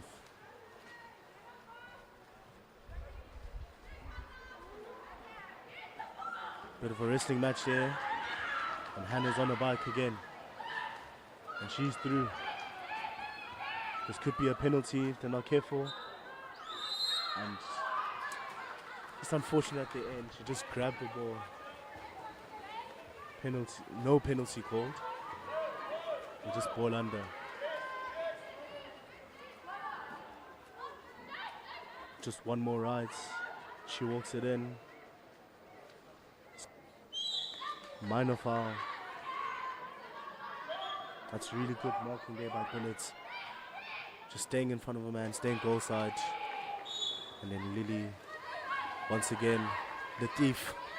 She steals the ball once again for her team. Sends Bullet on a massive counter-attack. It's a 3v2. Big balk, big fake. T-scoop. And that is the end of Chaka. That's really good movement there by Bullet. Just 2 big fakes and a teapot forward.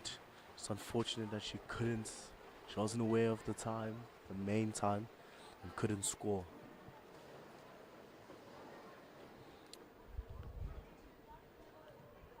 Stay tuned, ladies and gentlemen, as we are approaching the last quarter of this thrilling game. 6-5 to the Apples.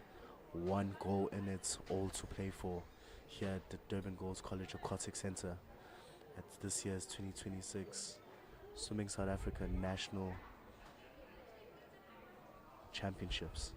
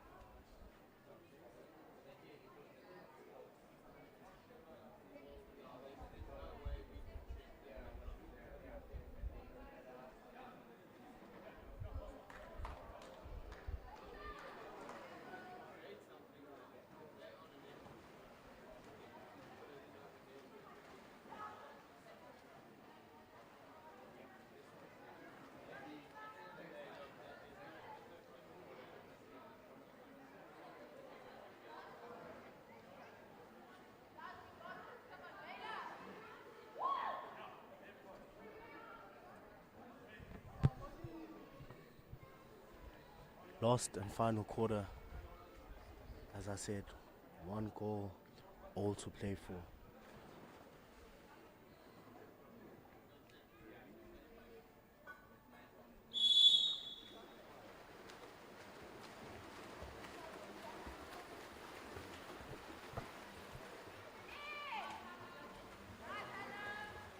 And Hatzing runs away with the first possession of this game, of this quarter.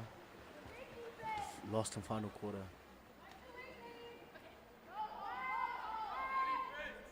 Top 3 drop being implemented here from the Apples. Lily turns, half turns, good save. Good movement, met by an even better save.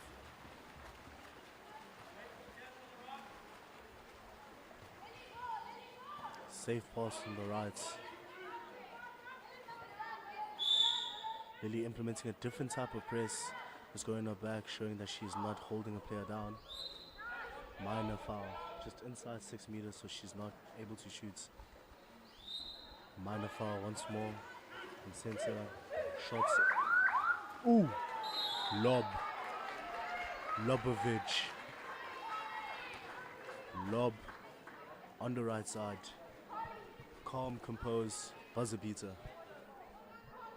Well done, Carly.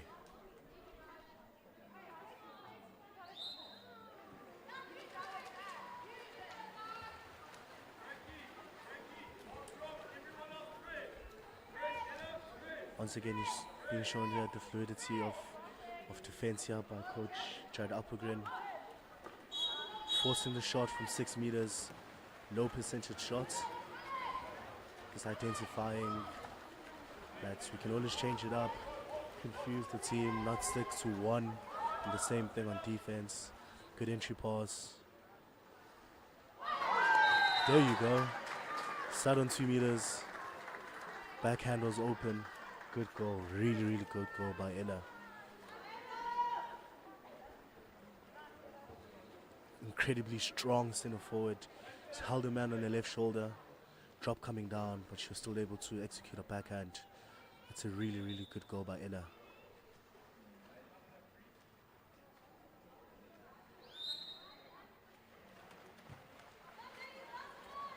Really, really strong player.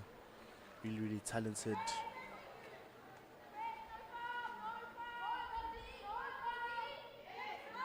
Good windmill here from this press. Drive coming down the middle. Ella just showing hands. That's really, really good marking by Ella. Well done, girl. Good execution of the rules. Just showing hands. 1v1. Delobovic is on again. That is really, really good. Cap 2, 2 for 2.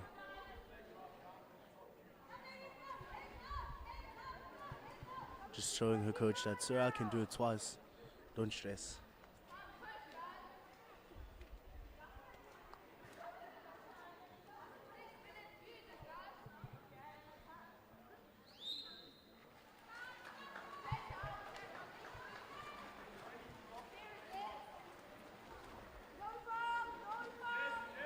So yeah, keep off the apples, just calling for no foul. And that's exactly why we tight press, frustrating the players, and they're forced to shoot from about 9 meters. Keepers got that every day.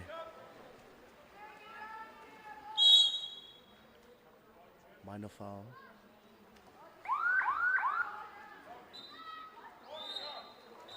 I think there's a problem here with table. They just got possession of the ball, but deemed that there's shot clock violation. Not sure if the referee was aware.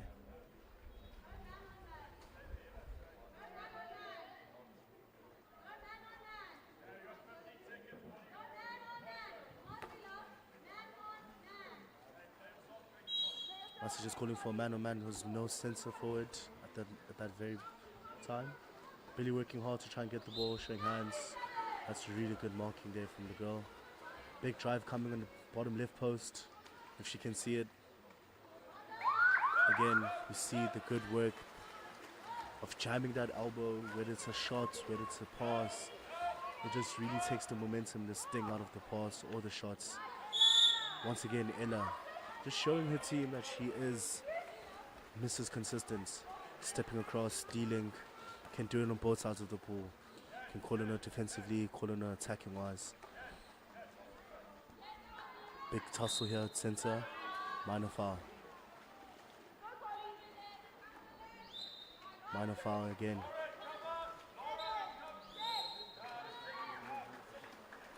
Yeah, she's just trying to manipulate the rules there. If you get fouled inside 6, you're allowed to play yourself a move out to be able to shoot to move outside 6.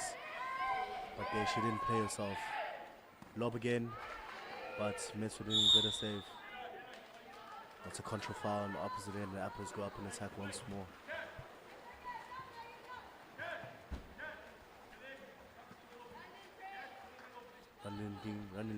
London Remley also press.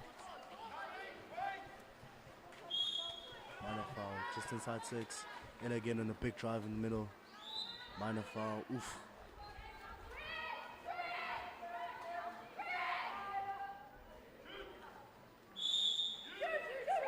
She's outside.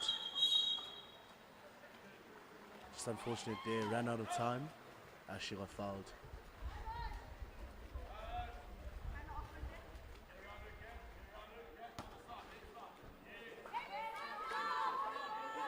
Good marking there at center. That is good movement there by London.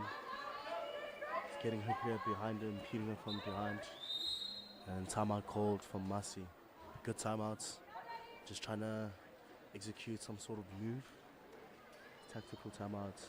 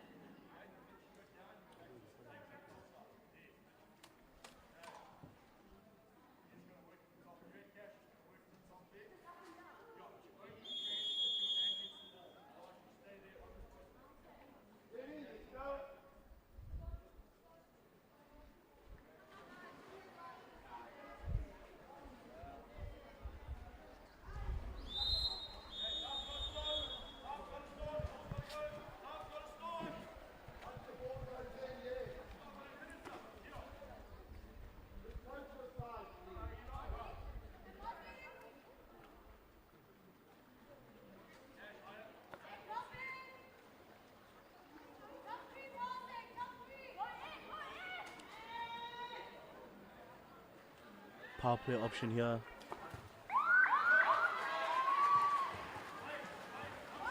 And it's exactly how you want to stop a 3-on-3 formation. Ella, big drive in the middle. Minor foul, she's inside. Passes left. It's unlucky not to score there. It's good movements, good vision to see. And you can tell that she's been coached really well by Cam Veed. St. Anne's girl.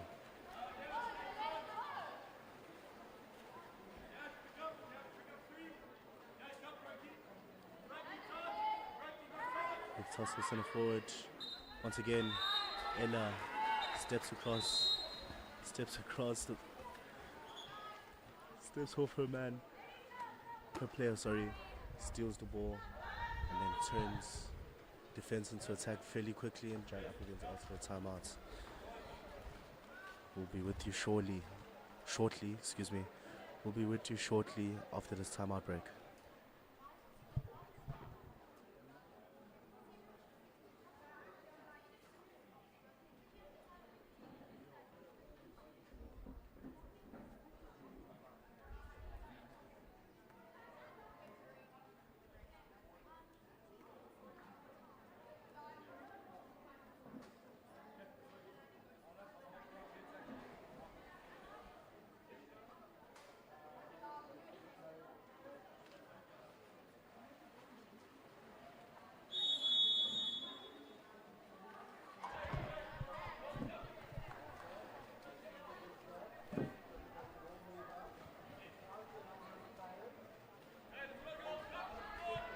So when we resume from a timeout, team starts in the middle, the first whistle goes. When the second whistle goes, the ball is now live. Both teams can either go up, the white team calling the timeout can go up. On attack, as you can see there, well executed move there by Jada Applegren. Now forcing a power play. Once again, 3-3. Apples, just good movement, just unfortunate not to score there. Unlucky not to score, sorry. But once again, really good passing, good movements, good awareness from her team to see that she's open on that left wing. Could have scored. Now she's working hard to come back on defense. Again, there she is, Mrs. Consistent, Ella. Excuse me, that is cap number 6, who steps across, takes the ball, it's Ella on the opposite end. Now carries the ball for the team. She's currently on a bike and she's driving towards goal. She's probably going to take a man on. Oof. Guilty of being overzealous there. Again, really good timeouts. 1 minute 14. Massey calls for timeouts. The team is currently down 9-5. Apple's lead 9 goals to 5. And maybe she can get her team just one more as she plans a well-executed move, a well-planned move straight from the training ground or the training pool. I'll be with you guys shortly.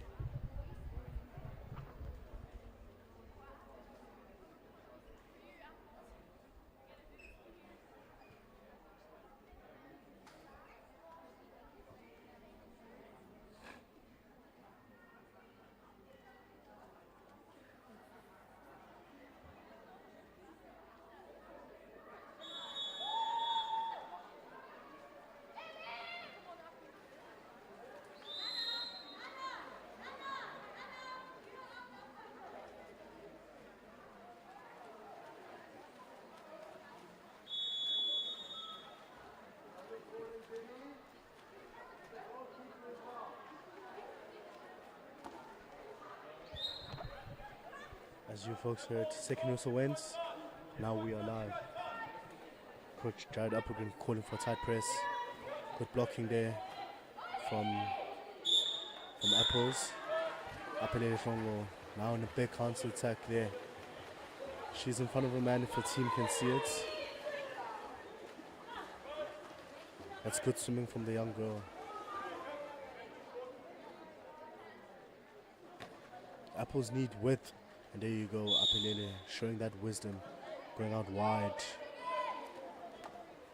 In a deft touch. Soft touch.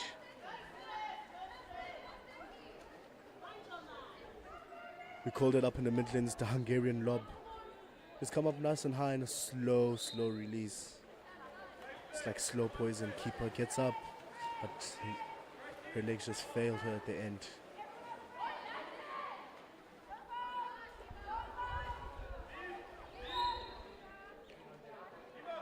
Minor foul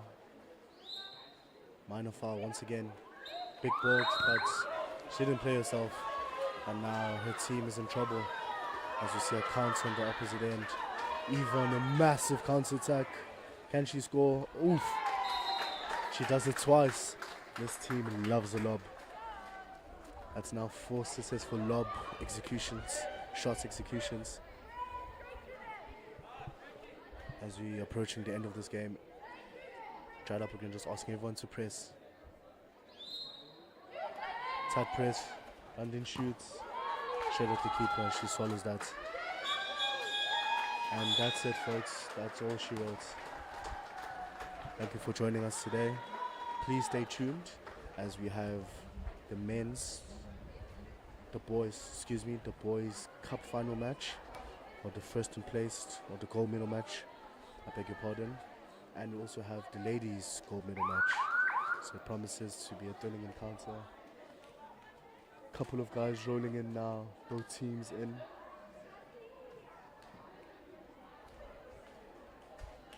Everyone's excited, everyone is amped, everyone is keen.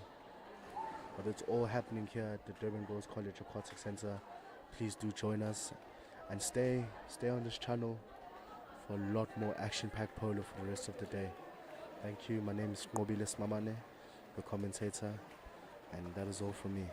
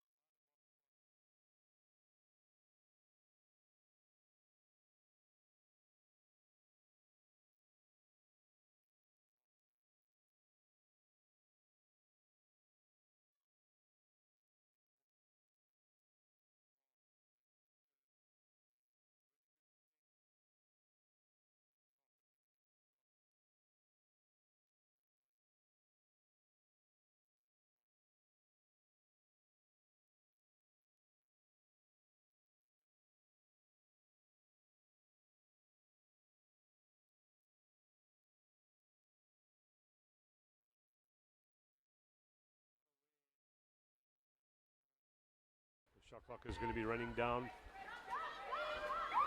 And not great execution from the ladies. Bomb squad on attack.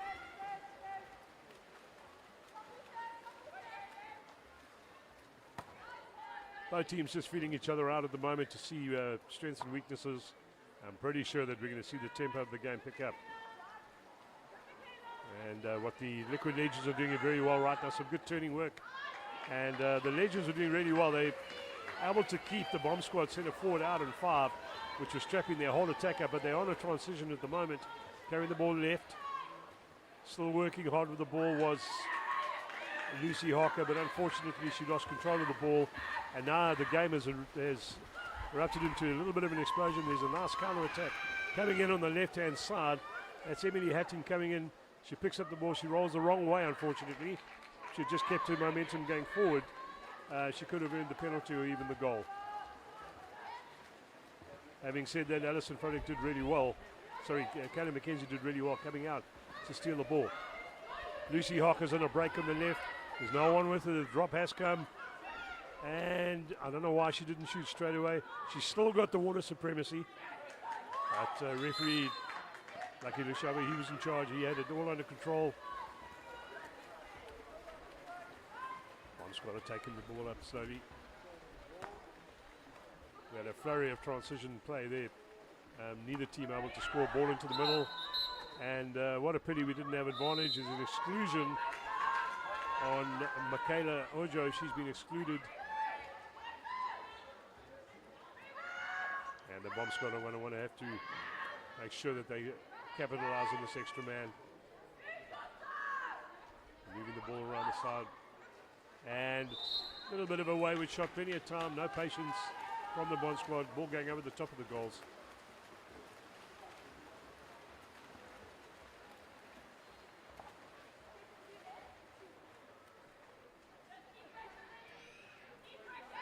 Liquid Legends playing the ball up the left, wanting to work into the centre forward. Butle Mbuli, and Butle has a really good shot, good save from Alison Frolick.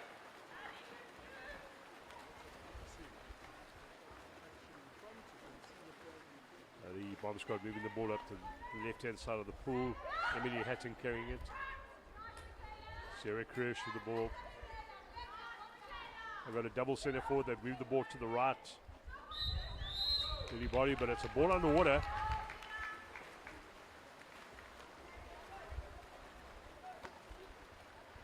Good pass, getting the ball up the right wing.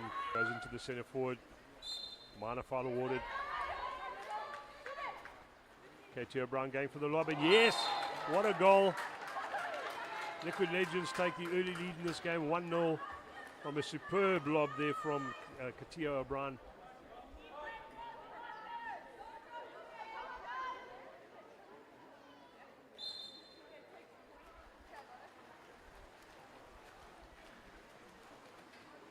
The bomb squad all still sitting way too deep. They need to get their attack up the swimming pool. Quite a lot of wrestling going on up front. There is space in the front, and they need to get the ball into the middle if they can. They have to go to the right. Second centre forward rolling in. There is Erin Boyd with the ball. Another foul inside, but the shot clock has gone. Turnover possession.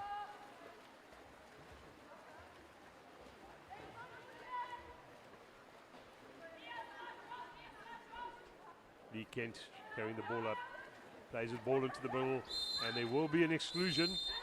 That exclusion is against number 11, which is Emily Hatton. There's a double-handed pull. Extra man, the ball is situated on the right. And again, lack of patience. They did have Lucy Harker open on the left wing. The ball should probably have gone across. And there's Lucy Harker. My error, the numbers were correct. Liquid Legends on attack up the right. Way in their own half of the pool. Ball has moved up to the right wing.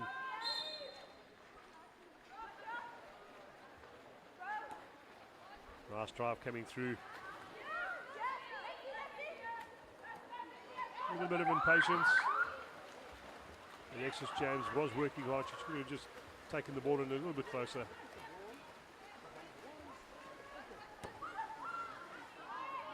And distribution a little bit wayward. Okay, Ojo taking the ball up the middle for the Liquid Legends.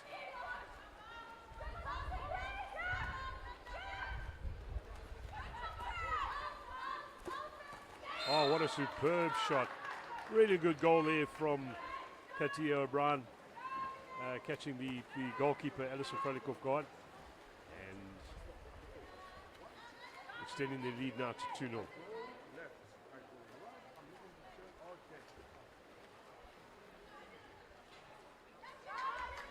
While we're waiting, just to thank some of our sponsors for the day, for this tournament. The Bombela concession, and Intertol, Aquile, Sascock, the Southern Sun Group, the Department of Sports, Arts and Culture, the Durban Municipality Arena. We thank all our main sponsors for their participation here this weekend. Bomb squad on attack. Ball's on the right. They managed to get their attack up onto 2 meters. And yeah, a little bit of overcrowding in the middle. Lucy Harker's on a really good break, but they can get the ball up to Lucy Harker on the left. Some good work there by Lucy Harker. She's lucky she never got the exclusion. And is it good? No, really a little bit of a fortuitous defense. There should have been an exclusion, but on the transition, it went unsighted. Lucy Harker really worked well.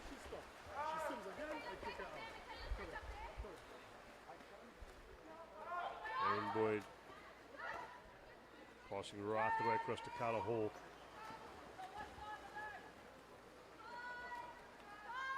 Some wrestling.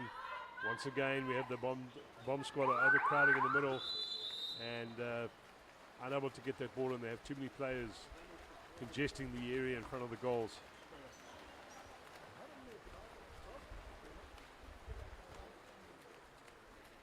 Ball has been pushed up the right. Liquid Legends. Ball still on the right. Lee Kent trying to play for the far, but she needs to look forward. There's a drive coming in the far post. Once again, they're doing exactly the same thing that the bomb squad are doing. All crowding the middle. And there's a foul, but it's for a free throw inside of 6. And Lucy Harker can't shoot. Oh, she's given the cross pass. What a pity. So there is an overlap now. The bomb squad do have an overlap. And let's see if they can score on the counter-attack.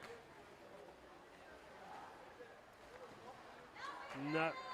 Amelia Hatton just dropping her elbow in the shooting and losing all her power in that shot. And what that has done is it's created now an opportunity for Lucy Harker to go up the left-hand side of the pool. So there is a counter-attack. There's a free player right across. And it goes across to Maddie Love. And unfortunately, Maddie loses control of the ball.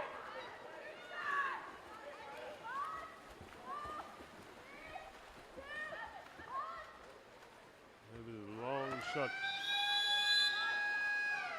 So the game started off rather slow and then picked up quite nicely towards the middle and end of the chukka. And we see the Liquid Legends now leading the bomb squad in this final of the South African Under-16 Water Polo Championships by 2 goals to 0.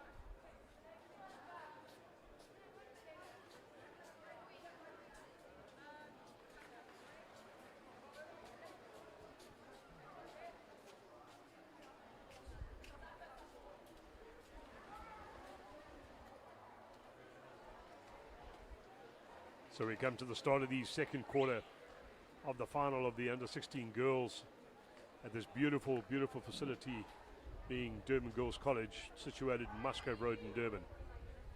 The Liquid Legends, they are up 2. Good defense from Meyer. Good defense from Meyer.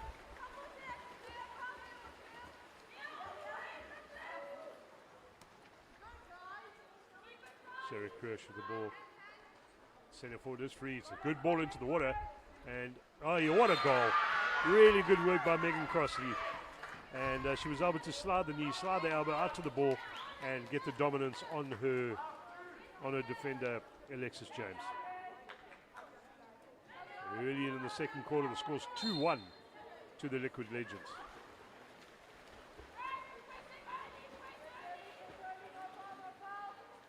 It's one of the features of girls water polo is a lot of costume holding. Makes it very difficult for the referees. Oh, that is a superb pass by Lucy Harker. They have managed to get themselves up. The ball gets passed right up to the top right-hand side. Tia O'Brien, but there's been an exclusion. That's Megan Crossley, the goal scorer, who's been excluded.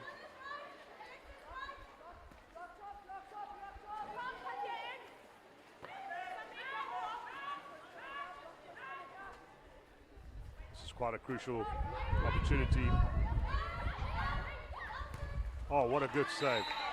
Alison Frolick, brilliant saving. I would suggest, though, that Lee Kent should have looked a little bit left, one extra pass. Lucy Harker was free in the left.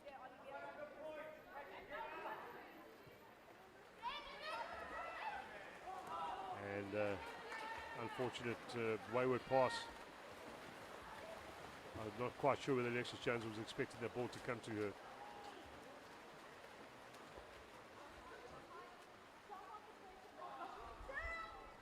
Tyler Hall needs to drop onto 2 meters. She needs to get closer to the goals. Ball goes into her, working the ball quite nicely. And it was stolen by Lucy, but the bomb squad managed to get the ball back again. And again, we see the bomb squad sitting with the ball in their own half of the pool.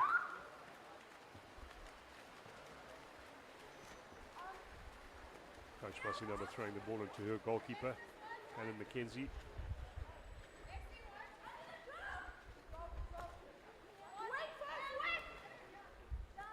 Steady play. There's good supremacy up front, good wrestling happening up front. We do have a free play on the right hand side, but it's a wayward pass, unfortunately, by Bulletin Mdluli.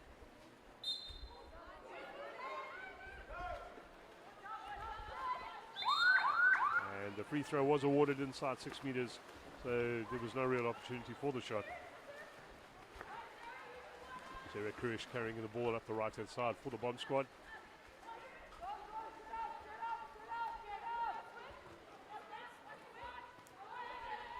Bomb squad have to get mobile. They've been playing a very static game. They've got to get mobile in the front of the goals. And Zoe Sabeto's on a really good counter. And there's going to be an exclusion. That's Olivia Corte who's been excluded for a pullback on Zoe Sabeto.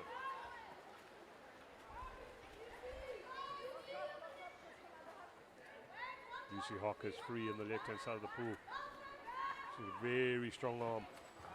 Really good, another good save by Alison Frolick. She's really had a good game. She's pulled off some really good saves.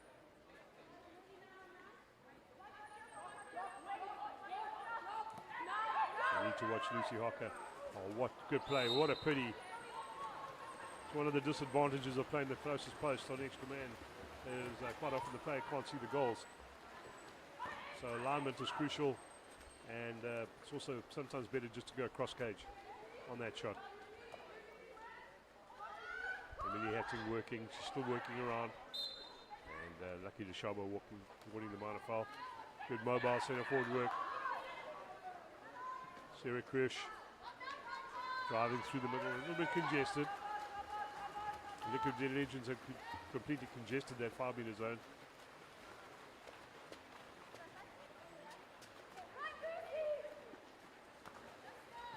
They're going to play very slow attack here with the Liquid Legends. There's going to be a substitute that's going to be made.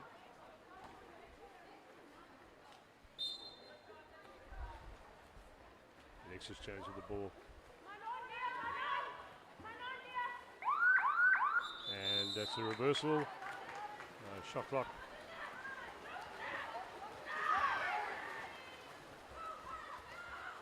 Bomb squad haven't got a break, but what a really unfortunate they lost control of the ball on the swim.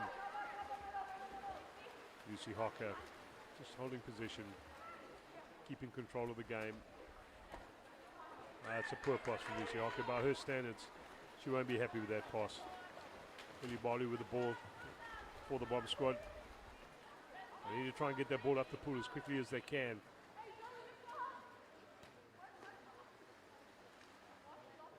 And right idea, but the execution from Mia Gibbons just not right.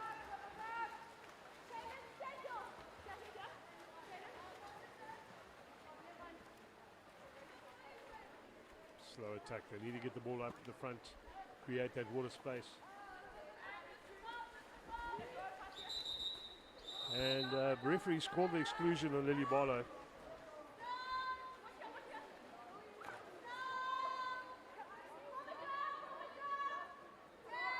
Over the ball, Lucy Hocker onto the right wing.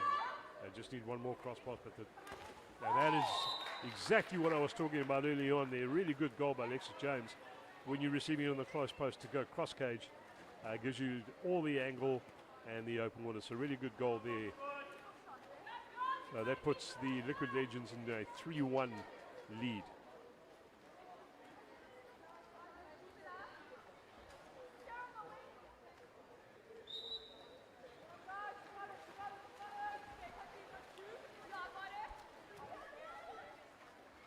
Bomb squad is still sitting in a straight line.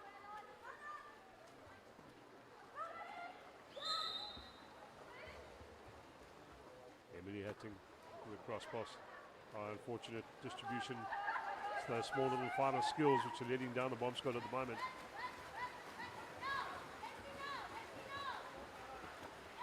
That is a very, very good pass from Kayla McKenzie. This very good pass. And impatience again. That is a big counter attack coming. Emily Hatting is flying up the right hand side of the pool. Let's hope she can carry on through. Olivia Quitter needs to go through. Is she going to get the penalty? Yes, she is. Lucky Luchavo, out of shadow of a doubt. Really good work there by Emily Hatting, moving it up the right hand side of the pool. She was flying when she got that ball. And with there's very little that Makai Oja could do. Now I've got a feeling that Makaila's now got 3 majors. Penalty. And good save by Kayla McKenzie.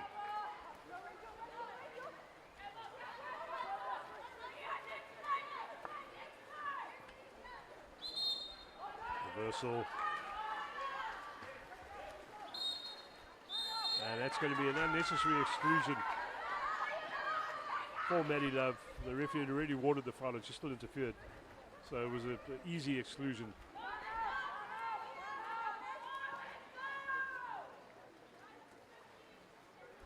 Need to capitalize on this. Carla Hall with a shot. And once again, impatience. Impatience definitely going to cost this team. They need to slow the attack down. Not necessarily slow it down, but control it. Lucy Harker moving. She's now moved to the right of the pool. They're in the ball up the right. There's centre forward, and there's a back post drive coming through.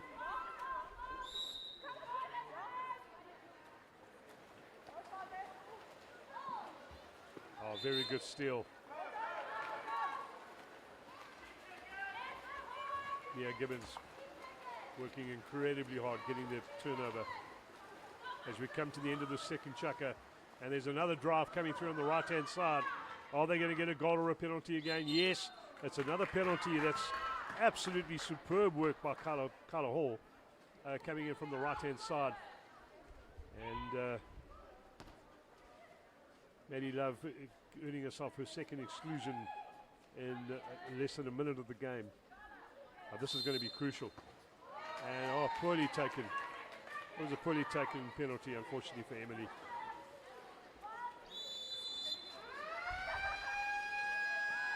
So the score remains 3-1 at the end of the second quarter of this girls under 16 final from Durban Girls College.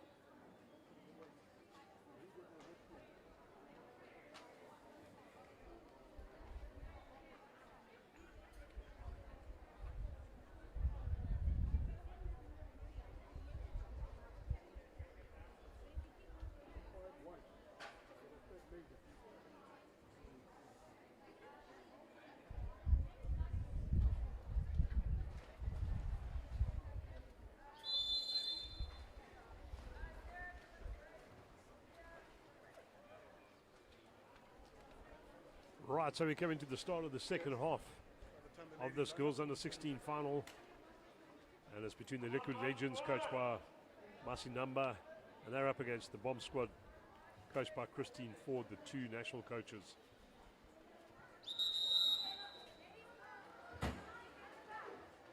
There's been some outstanding water polo. Alexis James has played really well.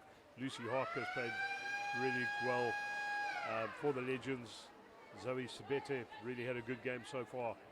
And then Alison Frolicking, the goals for the Bomb Squad, had a really good game. Carla Hall working nice and hard too, as a Sarah Kriers.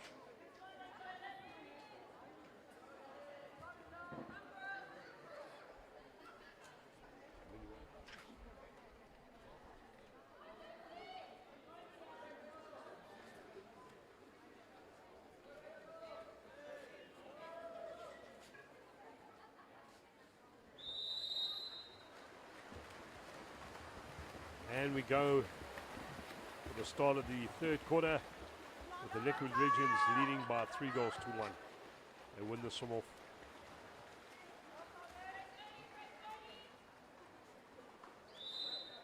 Ball is stuck on the outside of the perimeter, and it's a good pass into Lucy Harker. Unfortunately, the ball hit her on the head, and it's real pity because it landed on the water in front of her. The Bomb Squad certainly would have been in a bit of trouble.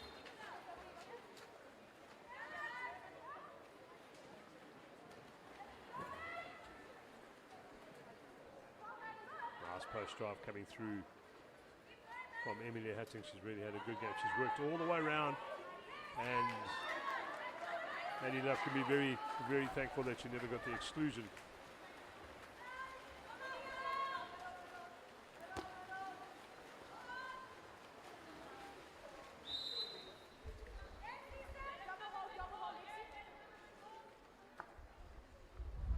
To the right, and again. Right idea for the lob shot, but the execution, unfortunately, the ball going a bit wayward.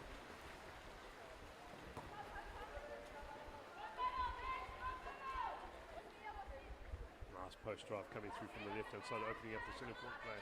And if they get the ball, and I'm pretty sure there's going to be an exclusion or a penalty. Yeah. So for a moment there, Lucky Lushaba had his hand up for a penalty, but then he quickly dropped it. And there is an exclusion on Melly Love, and I think that is her third major for the game.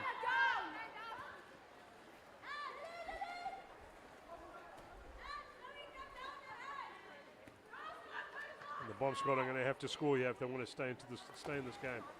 And again, just impatience from the Bomb Squad. If they just held the ball and moved it around, they could have set up a perimeter shooter from somewhere else.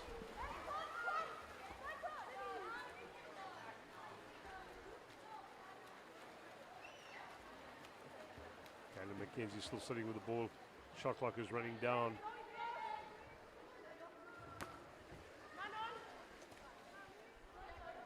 Callum Mackenzie understanding the facets of getting the ball up to the front line of attack to create space. But that's what happens with the delay in the substitution. And we now see the bomb squad on a counter attack coming through. Is Lily Balu. Can she capitalize on it? No, she can't. And it's a reversal. Again, picking up the ball too late. She should have picked up the ball and at least about 6 meters, slid into the goals, and she would have been able to just pop the ball over the goalkeeper's head.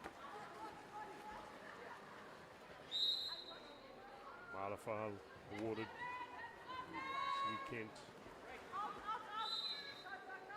Alexis James got the ball. Back to Lee Kent.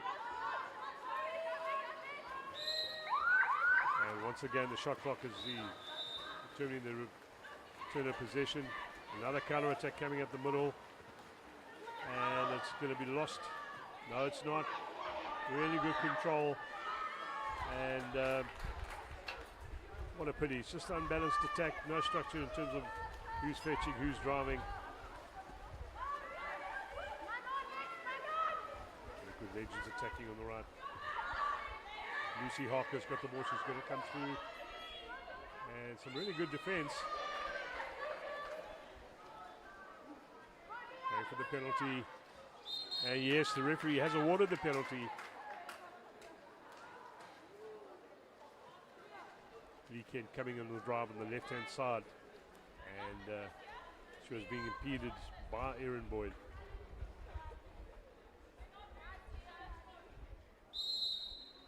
Katia O'Brien with a really good shot. Nice, strong left-handed shot off the water. Liquid Legends now go into a 4-1 lead. Coach Masinaba must be very happy with the performance so far. And I must be honest, it's really unfortunate for the Bomb Squad because they've been doing all the playing, they've been getting all the ball, but because of the unbalanced attack, the lack of structure, they just haven't been able to finish in terms of the attack, and then also the extra man. The 6v5 has not been up to scratch. A little bit impatient, balking and shooting from the top instead of moving the ball to the sides.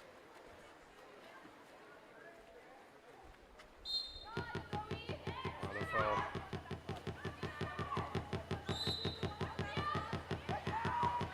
Bomb Squad rotating around.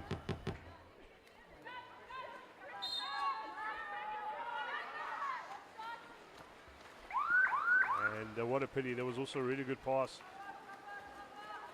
Megan Cross had just moved to the ball a little bit earlier. She may have got it, but the shot clock wasn't on their side. Ball's being carried up the right.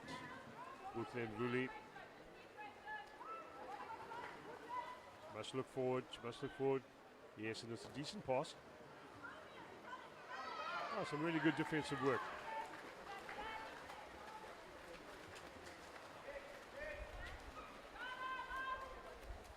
Mia Gibbons really having a great game with swimmer.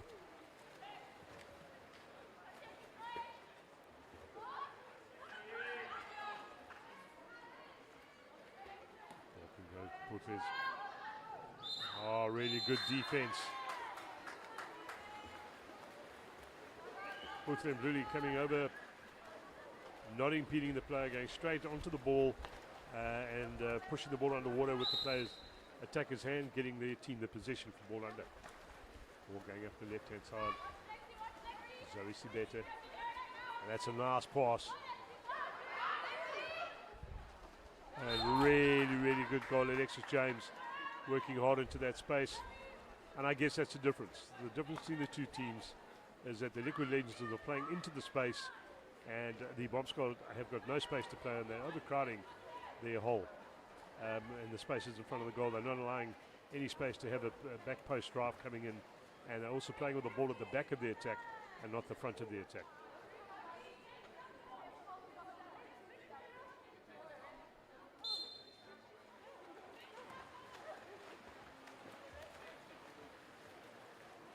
Erin Boyd.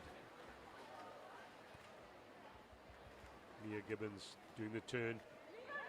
She's going to try and work the exclusion. She goes for the lob shot. Again, the impatience showed. There was still time left on the shot clock. Maybe a pass out to the left-hand side. If it had gone out to Lily Bolu, she could have then had a post drive herself.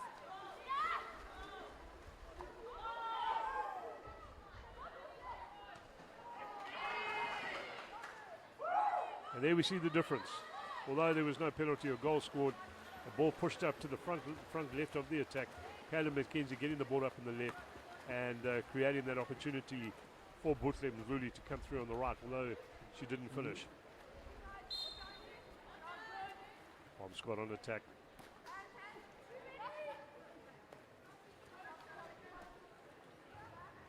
Ball into the middle.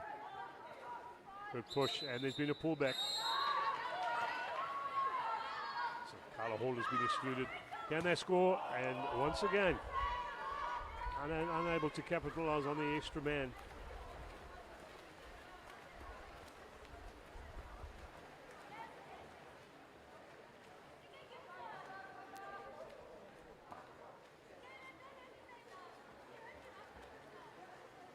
Liquid Legends moving the ball up the right hand side. It's Carla Hall. Sorry, it's Alexa James carrying the ball up.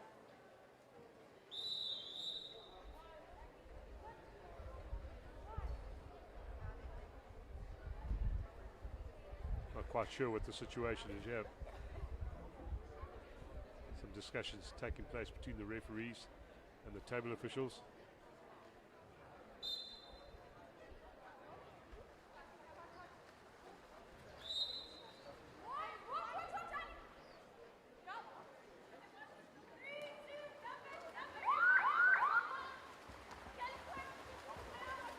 That attack was well read by Mia Gibbons, but unfortunately she hasn't got the ball. And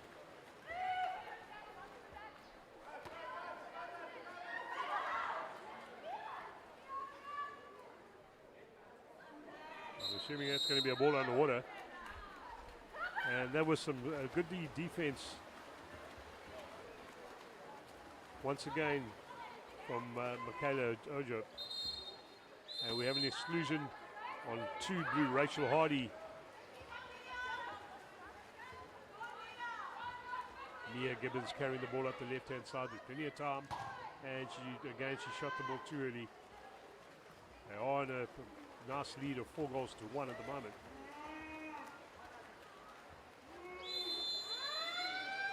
And there we have it, the end of the third quarter, which was quite a lot of tempo. The tempo of the game did pick up.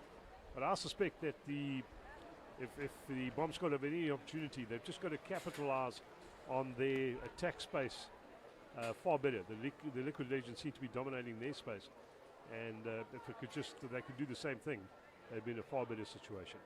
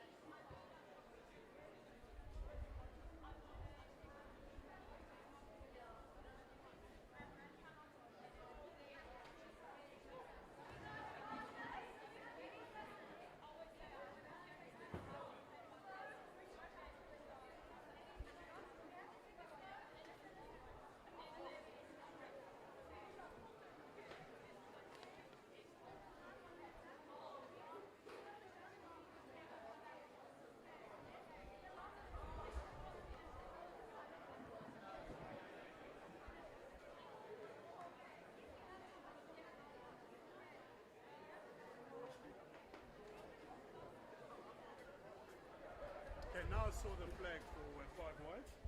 How much is 10 white? Also, okay, both of them are red flag. I saw them as well.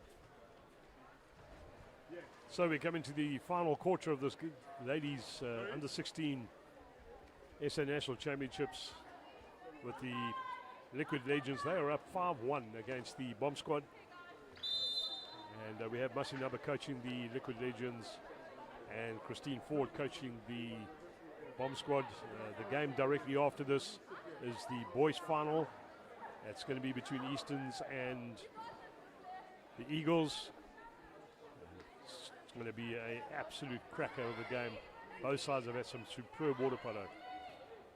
throughout this tournament.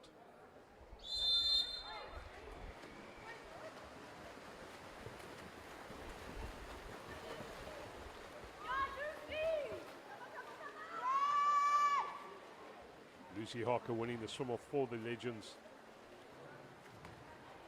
I'm pretty sure that Masinama would have just given the instruction, let's control our attack, control our possession. They do have a slide. Lucy Hawker's moved in on the left. Really good pass in if she can turn around, which she has. The penalty is on, and a really good advantage by the referee. Superb play by Lucy Hawker, and she takes the score to 6-1 in favor of the Liquid Legends.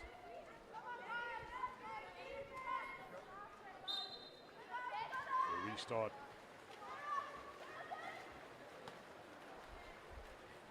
Sarah Krush with the ball moving across.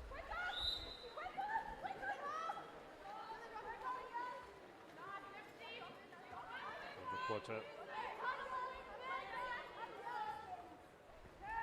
Now the water's open in the middle. Not quite sure why that shot came through. Again, Emily Hutting just being a little bit impatient. She had the Rachel Hardy open in the middle of the ball. Had come in, something definitely would have come out of that.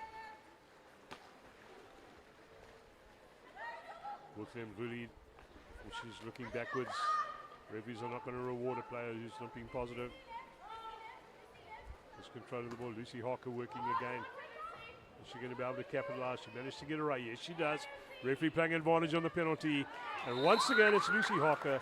I did call it in the beginning of the game that she is a match changer, and Lucy Hawker has really had a great game. 2 goals in a row. And again, creating the space, working in the space, and placing the ball, playing the ball into the centre forward. The Liquid Legends now leading by 7 goals to 1. There's a roll coming through on the Zoe Sedeta doing really well. Zoe Sedeta has been excluded. Just creating her own issue by sitting directly behind the player instead of defending the inside water, giving the player the outside water.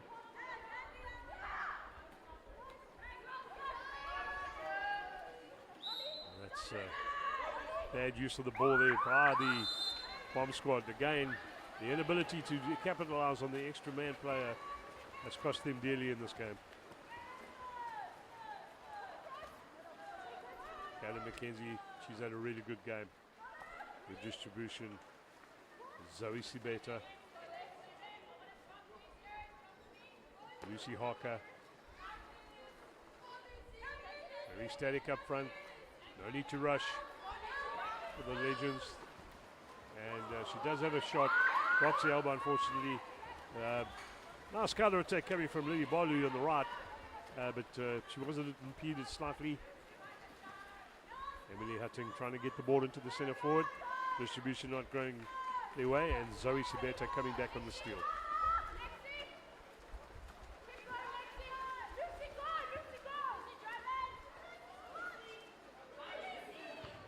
Oh, really good save. Alison Froley putting off a very, very good save. Going to be a corner. Lucy Hawker going to take the corner.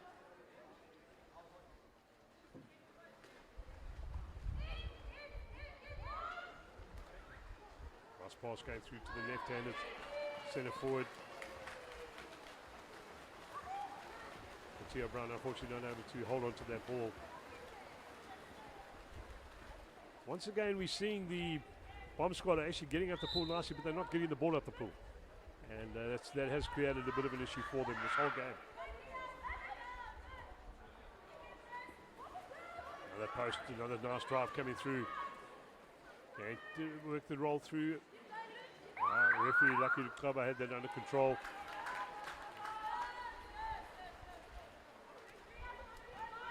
Kayla McKenzie moving the ball up the right.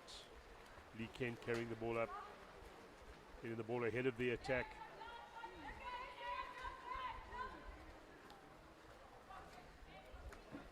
Alexis James controlling the ball.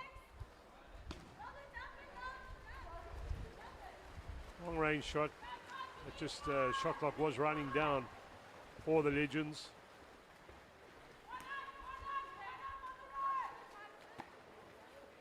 Once again, we can see that the Bomb Squad have got dominance up front in terms of water space, but they're unable to capitalize with the ball.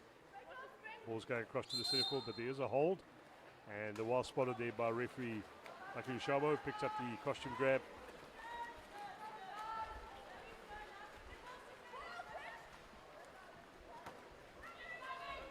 Alexis James carrying Lucy Harker on a drive, playing the control.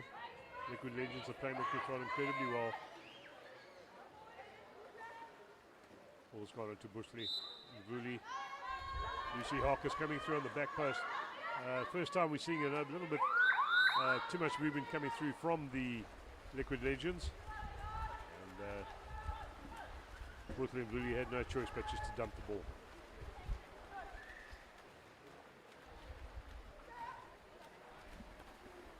Once again, playing the ball from the Lily Body, playing the ball from way inside our own half to the centre back forward, giving the defenders enough opportunity to be able to counter it. But there's a huge attack coming through now from the Liquid Legends. There's two players that are free.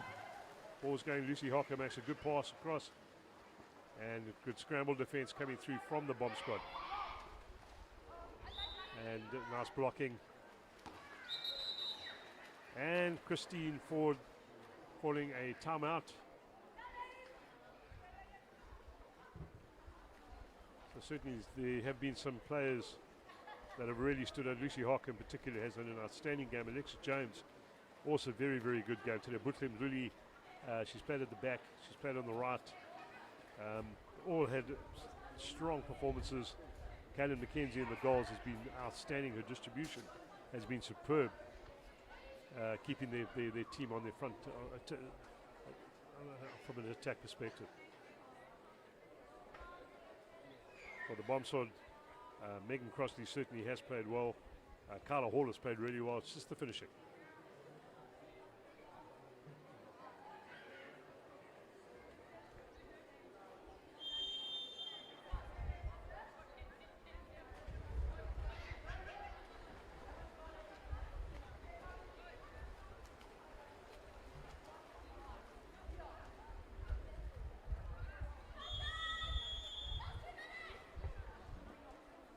The timeout has ended.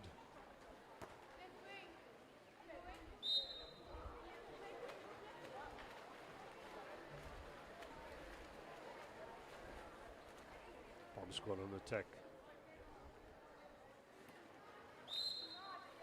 Bringing in a second centre forward on the roll, which is really good.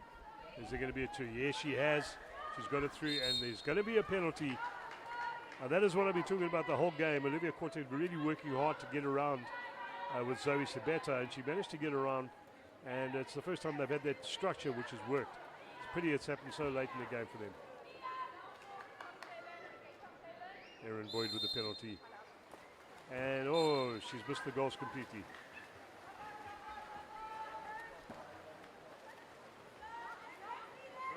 Run, guys.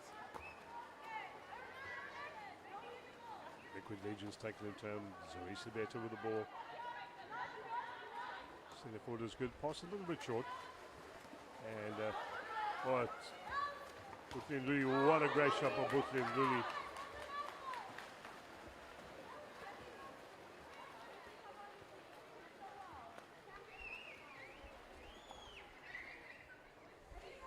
Once again, Bulletin Luli has been caught.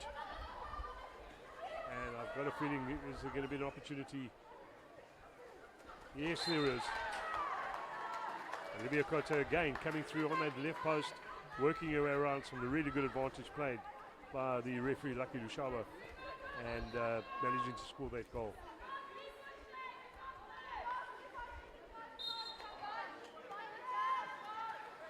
That brings the score now to 7-3 in favour of the Liquid Legends. Really the ball up the left, just controlling it. Lucy Harker being marked really tight, making sure that she cannot get the ball.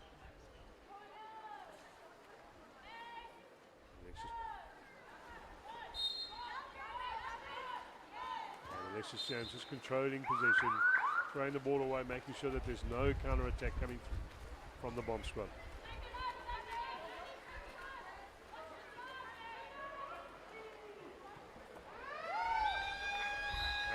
there we have it, ladies and gentlemen. The winners of the South African Under-16 Girls Water Polo Championships. It goes to the Liquid Legends. Congratulations to Coach Masinamba, the national coach, in winning that game. And to Christina Ford and her team, the Bomb Squad, well done. Girls played with incredible spirit, incredible heart, never gave up. And once again, it was quite a big score margin, but at the end of the day, both teams really played well. It's been a long weekend for them, and we wish them everything of the best when they get through to play at the World Championships coming up later on in the year.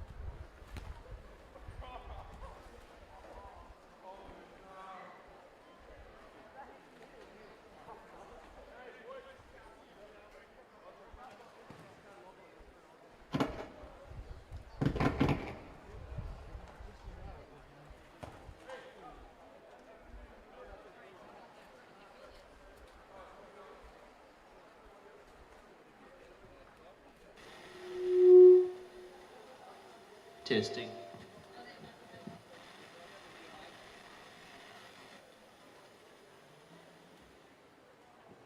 One.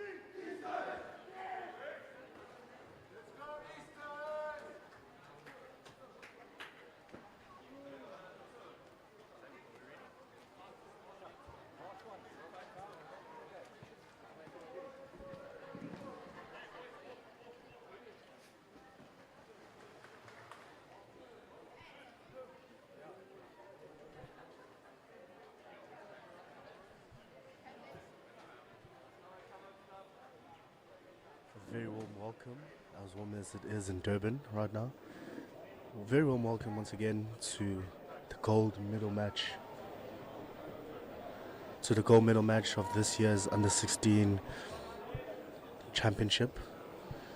In the final today we have Easterns and Whitecaps, and the team is as follows.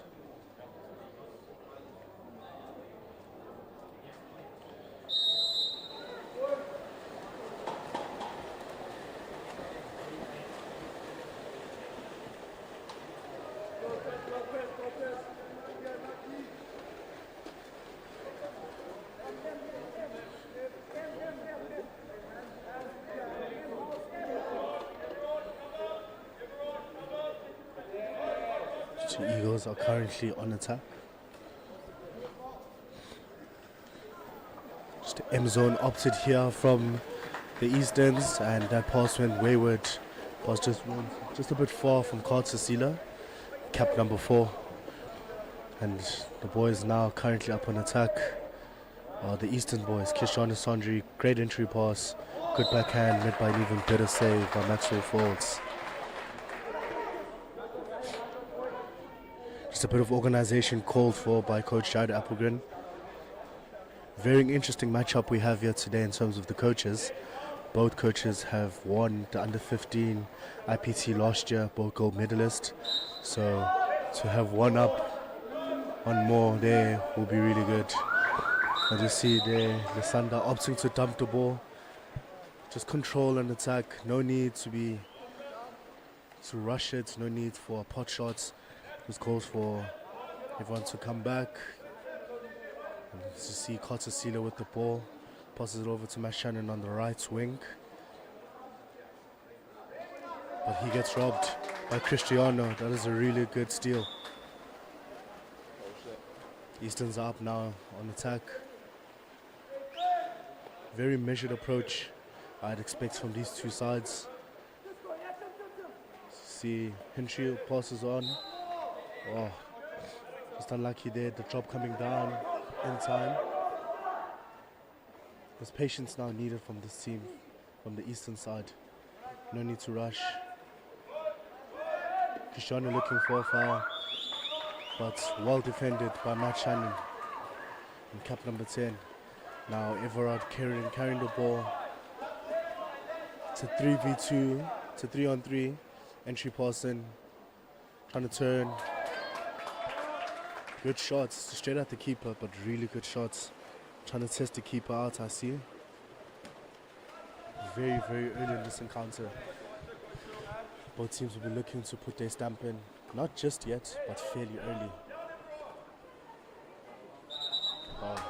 Koch has just caught there on the wrong side of his man, and he is now sent to the Nelson corner. Easton's up. Rainbow pass. Just not able to finish that. That's a really good man up though from the Eastern's team. Eastern's team is coached by Samuel Spooner, also gold medalist with Jared Applegren, the coach on the opposing side. So I see that Sam Spooner has learnt a lot from his mentor Jared Applegren over this past year.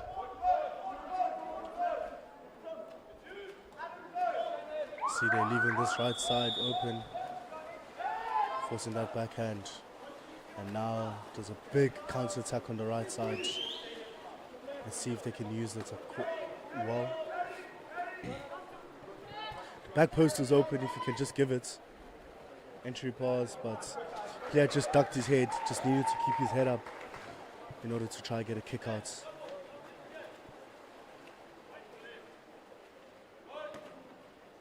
On the ball, Ollie Hansen, cap 11. Just unlucky there. Unlucky there with the pass. Could be a 3v2 option, but no, nothing telling. Ball in hand by Krishan Sandri, passes over to the left side. Good ball movement, good shots. 1v1 with the goalkeeper, and he converts. And that's cap 8 for the Easterns.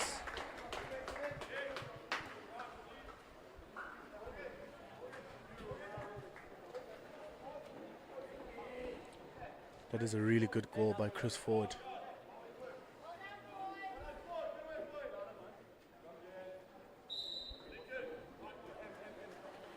Some changes made nice and early. You got Lincoln Berger. Lincoln Berger in the water. Massive center forward. Really threatening presence. Immediately forces a massive drop. Just unlucky there by Oli Hunter. Not able to get the ball as he rocked off his man. Ball is a bit slippery. Need to use the chops trick. Just wash the hands with some soap.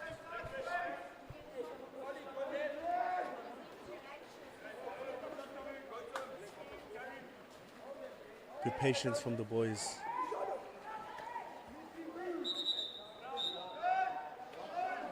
Another power play opportunity here. As Cristiano is told to slow it down, don't rush. Ball goes through the hands. Good ball movements. Post is open. Good save from Maxwell Folds.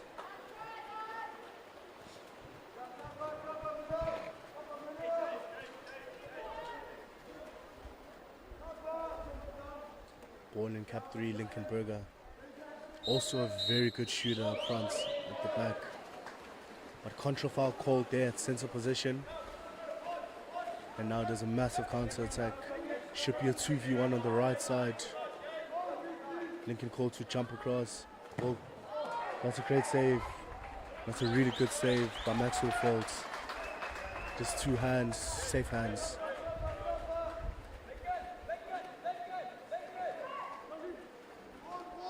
Polo with Lincoln. Can he make something work for his team? And that's made by even better save by the player in Cap 1. Goalkeeper William.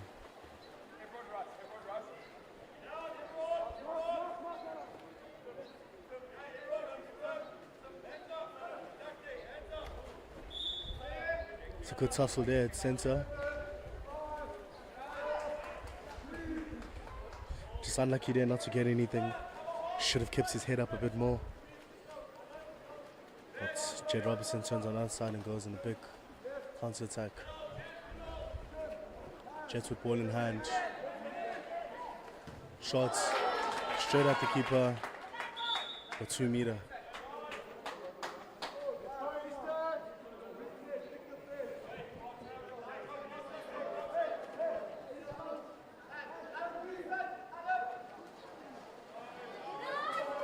Poor pass, poor entry pass. If it was on, a player would have been told to go to the sin bin. Excuse me, to the exclusion box. They've got numbers back. See how Eagles have numbers back. Just overzealous there, trying to get over the top and get to the ball.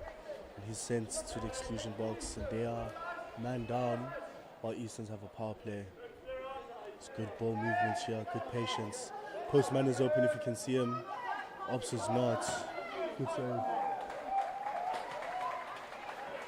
Good save there.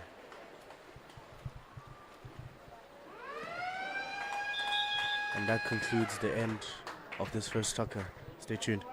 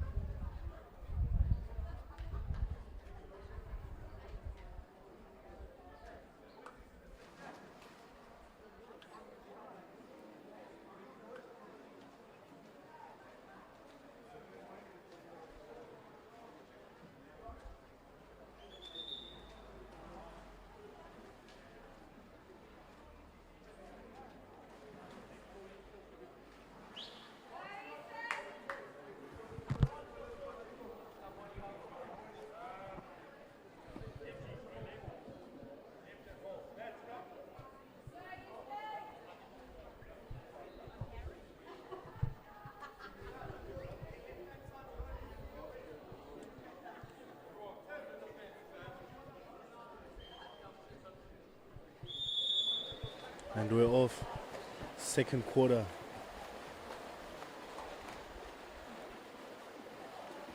There we have it. Eagles run away with possession. First possession here.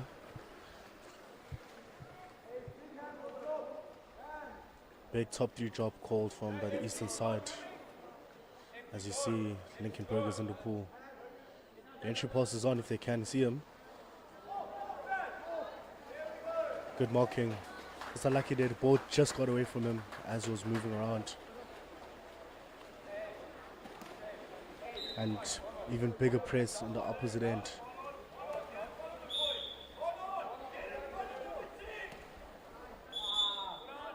Exclusion there by Cap 4. Carter Cedar's been asked just to sit out for a bit and think about his decision there to get over the top of the player. Good ball movement here by the eastern side. Very calm, very composed. Postman is open if they can see him. First rule of man up. Don't shoot off a wet ball. Unfortunately, he forgot his rules there. However, nonetheless, they still lead 1-0 in this tie. As Matt Channon is carrying the ball up the pool fairly quickly, trying to add some urgency in his team.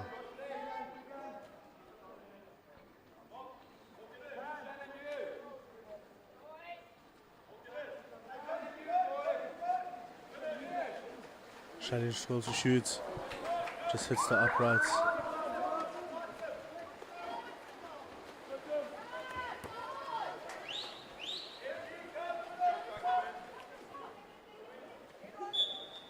Minor foul. Minor foul inside 6. Just keeping the ball between this right side, trying to isolate the players here. Trying to open up his angle. Lob attempts, but that's all falls. Even aware of that at the end.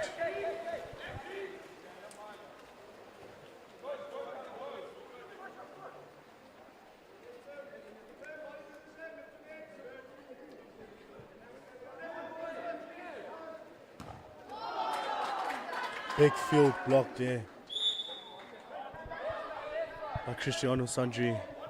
Really alert to the threat that could have come his way, but stepped up for his team. Right shot selection, just poor execution there. That bounce near post was definitely on. Keeper was still shifting across, couldn't get there, but just caught a wave.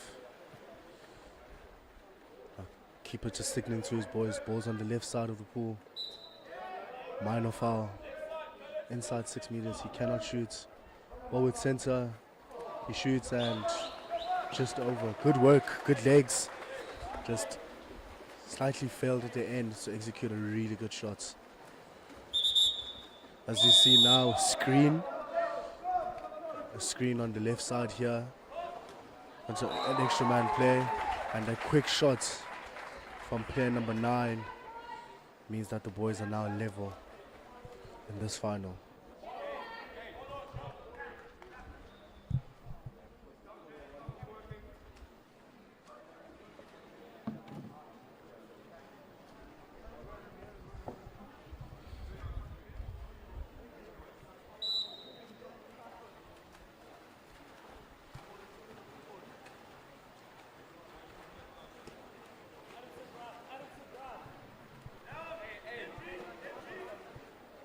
Oh, great steal. Really, really good steal from the young boy as he sends his team the opposite way. Coach Applegreen just calling his boys just to go wide, nice and wide. There's a big tussle here at center. Boy in the middle with Matt Channing. Shots outside. It's outside 6. Really good vision there from the young man. Just saw that everyone got his hands up and left Lincolnberger out. Just pop pass over to Lincoln, and it's a really good goal.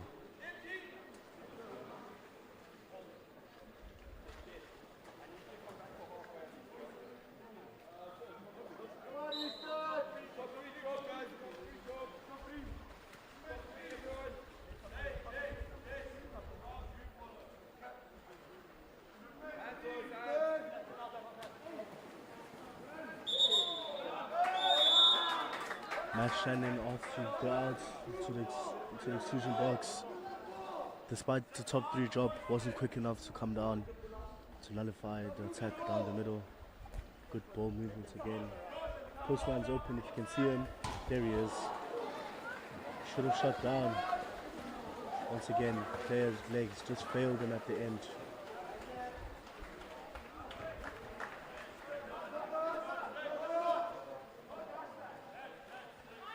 Kwa-Zulu on the ball, carrying up fairly slowly.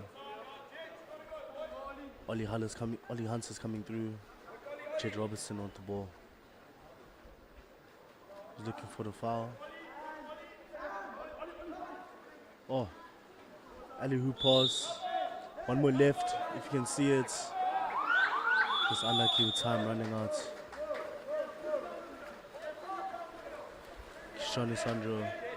Kishano Sandri on a big counter tap. He should have carried on going straight.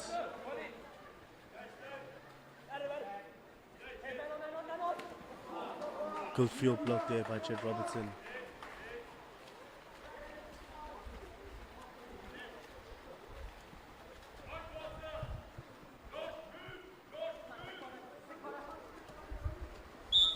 Bit of structure needed here. Yeah, the rolls coming in from this left side. Again, good appreciation of the laws. The showed hands.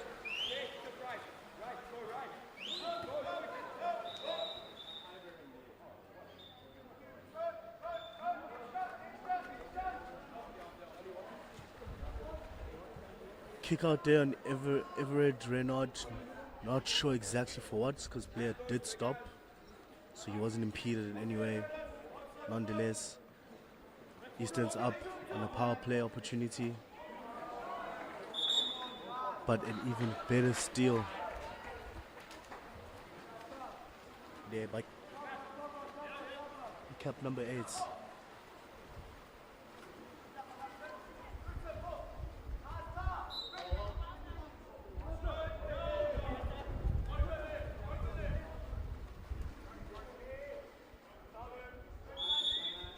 He's inside, cannot shoot. Could see even the goalkeeper didn't even attempt to try and save that. Knew that he was man down. He was inside 6, so he's not eligible to shoot.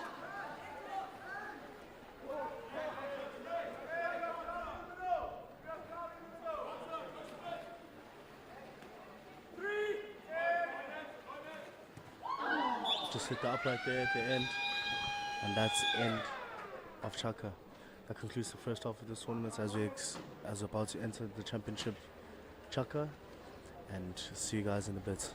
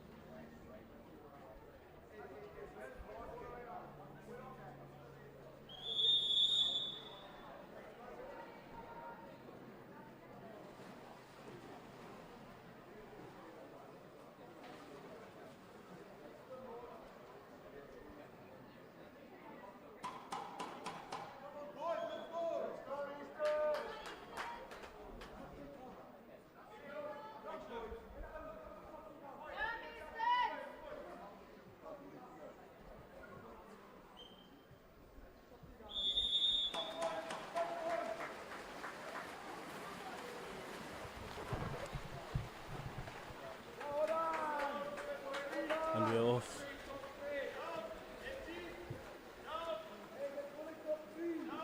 Good swim there by Morgan Erasmus.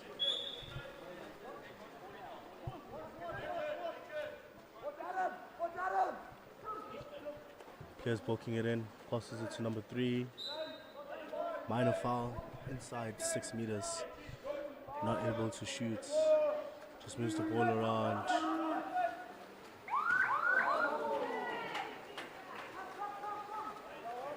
A bit of a half-hearted shot there at the end, but was very much able to save that.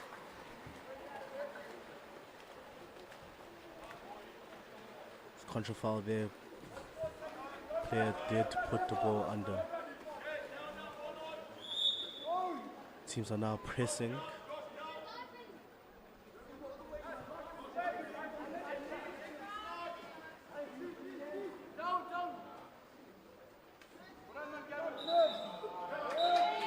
Just guilty there. McGavin had his bum down and he was called out. It's a really good drive, just pulling everyone wide to press. Traditionally, coaches would press if there's no center forward.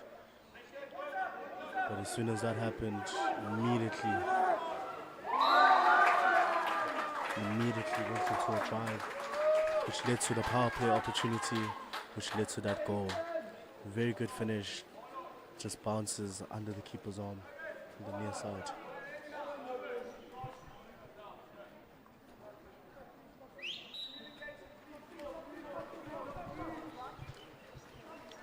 Easterns are also playing a top 3 drop here, just to nullify Lincolnberger. That's good movement by Kwa-Zulu. That is really, really good movement by the young boy. And now the team is awarded a penalty.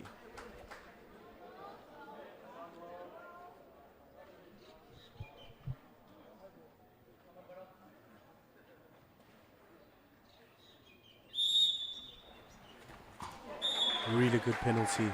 Bounce top right.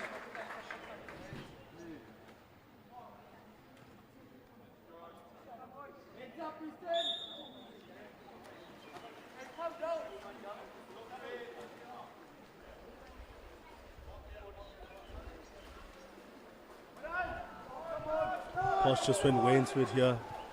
And we got a massive counter attack on the opposite end. Who else but Lincolnberger on a big counter. Big rock, and there it is, penalty. The big man steps up, Lincolnberger.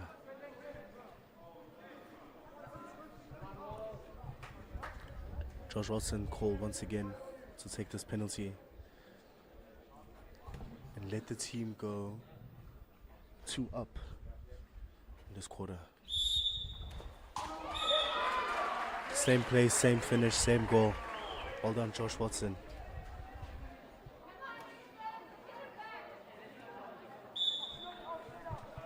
There you got the young man from Border.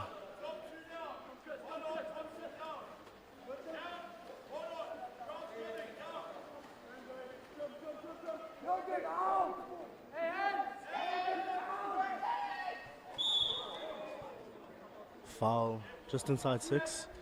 He moves it out to shoot. Really good save by Maxwell Folds.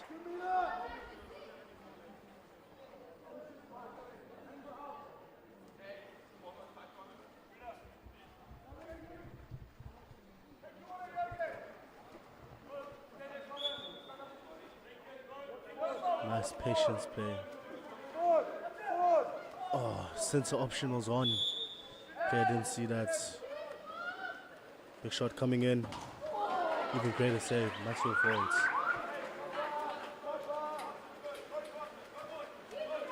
Clutch is going on the big counter here as you see Josh Watson rolling in. Oof. Just needed a better pass. Just needed a really, really good pass.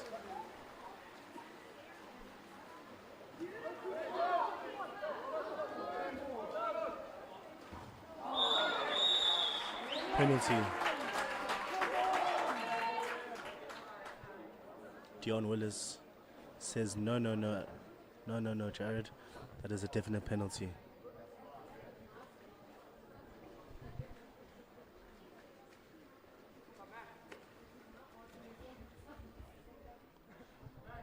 Tim steps up to take this pin. Massive save by Maxwell Folds. Really, really big save. This keeper is doing a man's job. But Ollie just loses the ball, loses his head. Loses his head there at the end, just rushing that attack. But the pass is too far. Now Josh Watson turns on the opposite end. It's turning a bit frantic here. I think coaches need control. And there it is, Sam Spooner calling for that control. Really good, really good understanding and the feel of the game. With 2 drives coming in the middle, pops one over. But once again, defensive masterclass by Kwa-Zulu. There's a deft touch there. Linkenberger. Just unlucky there not to score. Really unlucky there not to score. Good turn, good movements, just couldn't convert at the end. Tim's on his bike once more, carrying the ball down the right side. He's walking it in. Tries to bounce near post, but just hits the upright. Lincoln going 1v1 with his man. Ball in hand, 2 players on him, his inside 6. Kotza's coming through with the drive. Ball with Josh Watson. Entry pass is on. Low. Linkenberger. Big save. Big save there by Tim. Excuse me. Big save there by Will. Massive save.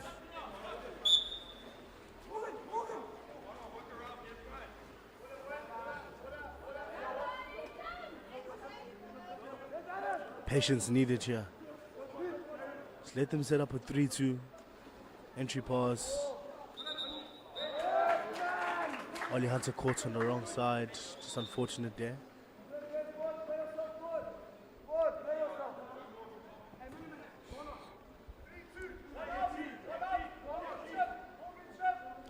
(3-2) called by Sam Spooner. Morgan just unlucky. Morgan box. He box. Great finish by the boy. Really good finish. This man is defying the rules of man-up play.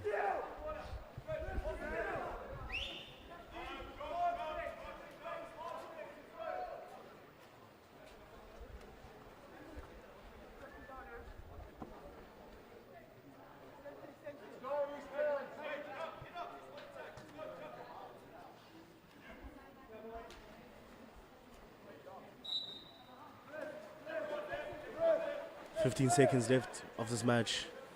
Everyone's calling for a full press.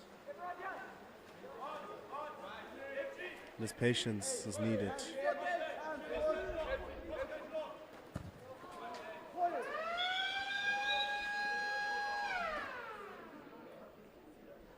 And that is the end of this encounter.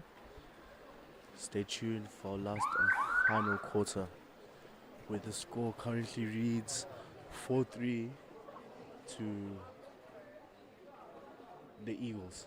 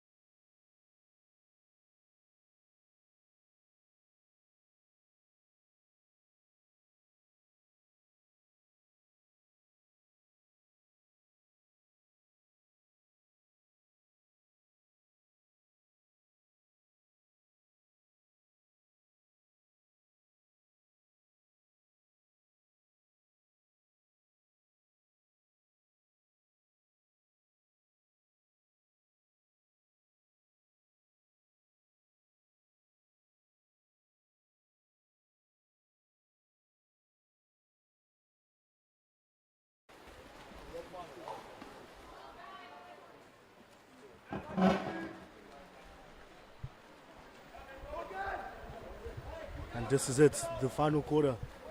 Massive drive. Just far. Needed a better pass there at the end. Kishana Sanji with ball in hand. Fires a top. Cross pass. His ball king. Great save. Really good save, Maxwell Falls.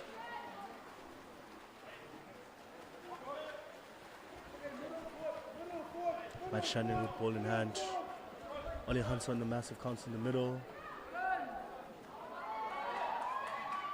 Josh. Double attempt. Just poor. Really poor there at the end.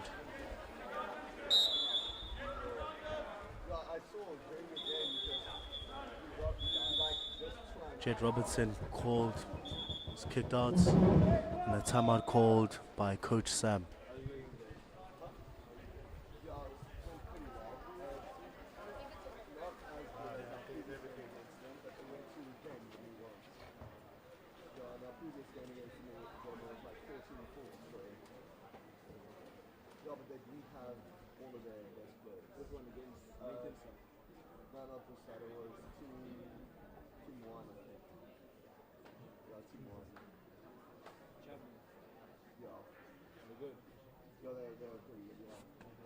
Two of their guys got capped off, so they ended up being quite tired, which is why we were able to catch up. They were ahead. We get the two caps off. Yeah. Have you been capped off at all? Yeah. Yeah. I only got like 2 caps. Oh no. So I've been capped off once and then 2 other caps. So yeah. I think I was capped off against you guys. Yeah, you were. How's this team fun? Yeah, And we're underway. Second whistle goes in. The ball is live. Let's see what Coach Sam has cooked up with his boys.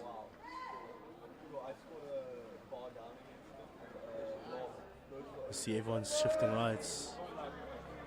Ball's traveling through the hands. Good press there from Oli Hunter. Erling Pedekada. Now we've got a big counter with Everard. Everard's coming rights. Josh Austin takes the foul. Cotter's coming through middle. Big drive, look right across to Everard. Now this is where you exercise patience. This is exactly where you need to exercise patience. No need to rush. First and second wave have now gone.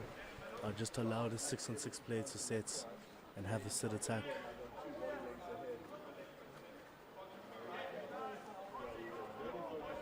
Physically, these teams have asked each other the right questions. Ole Hunter just steps across, tries to steal the ball. Just unfortunate there not to get it. Big shot coming. Oof. Not sure if the keeper was fully aware of his ball frame. Seems like it was.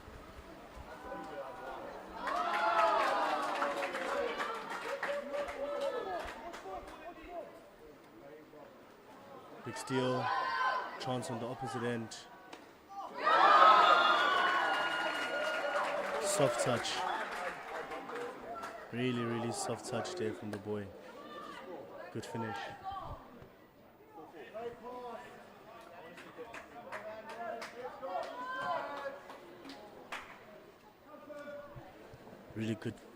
Really good goal there by Chris Ford. And his coach says, my boy, you can come out and have a rest for a bit. Some changes made here. Tim being reintroduced into the lineup. Cotter going on a big drive, sucking in a lot of the defenders. Jet just asked to move the ball. Unfortunately there. Ty.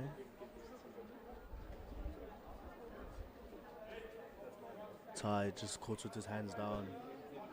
Just caught with his hands down there. And now forced to sit in the exclusion corner. Awarding the Eagles with the man-up opportunity.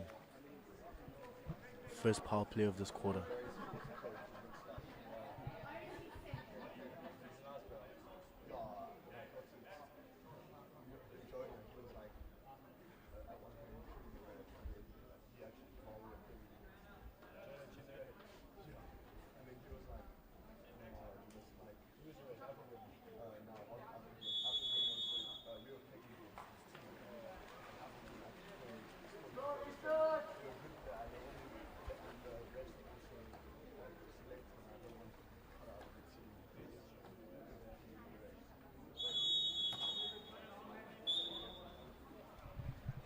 Hunter playing himself, advancing the ball forward. Postman was open.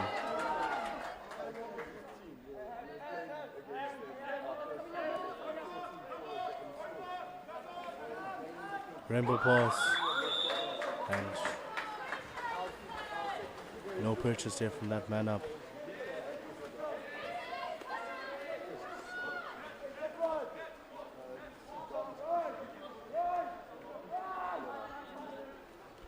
Ties swimming on the opposite side. Swimming very, very hard. Tim box once, box twice, and good field block there by Kwa-Zulu. Big counter here with Lincoln if they can see him. Oh, he just didn't see the ball. Oh, hello. 2 players on him. He keeps going. Penalty. Well done, Lincoln Berger. This man is doing a man's job. This boy is doing a man's job right now.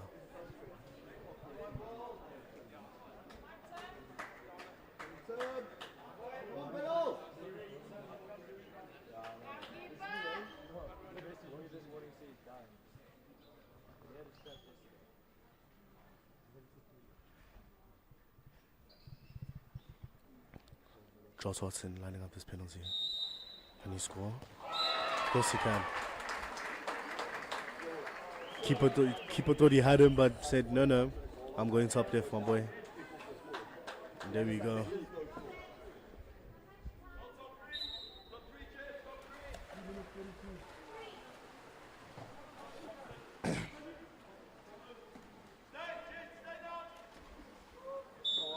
Minor foul.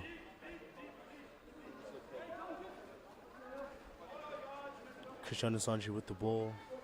Ball moves his lefts. Trying to give it back to Cristiano, but Lincoln just stepped in the way, showing that he's not just an attacking threat, but he's got defensive class with him too. Josh Watson calling for the ball up top. Walks it in. Matt Shannon scores. Matt Shannon steps up in cap 10 and scores a defining goal there for this side.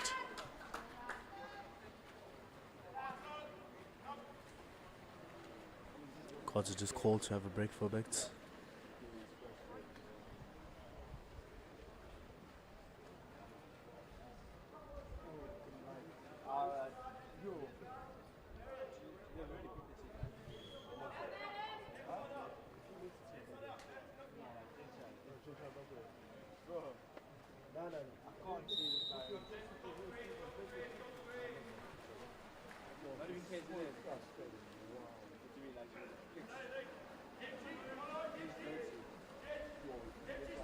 Good drive there to try and nullify the drive.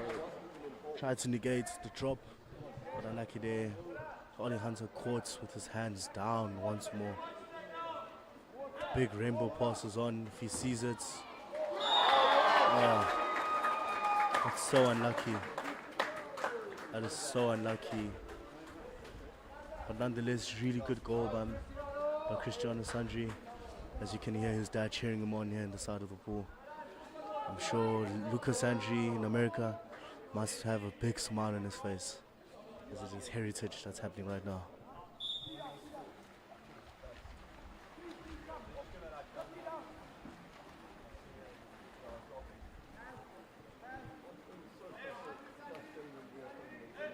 Big drive coming in left.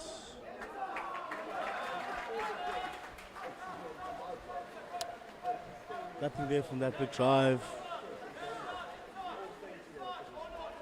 Ty's going on a big swim on the left side, on the right side of the pool. He's on as he gets the ball, but Posh just drives his course slightly away from goals. As he walks it in, turns his player. And there we go. Josh Watson steps across, steals that ball. Excuse me, that's not Josh Watson, it's cap number 9. He just steps across and steals the ball.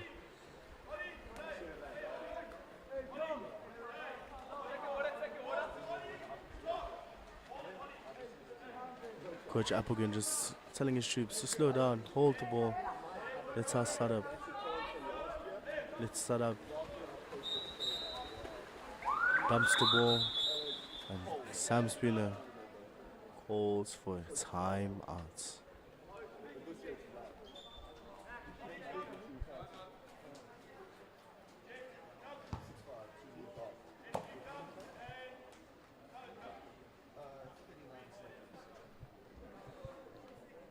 Really good timeout called by Sam Spooner. He has one full possession to try and equalize. He's currently down 6-5. Let's see what the young man can conjure up.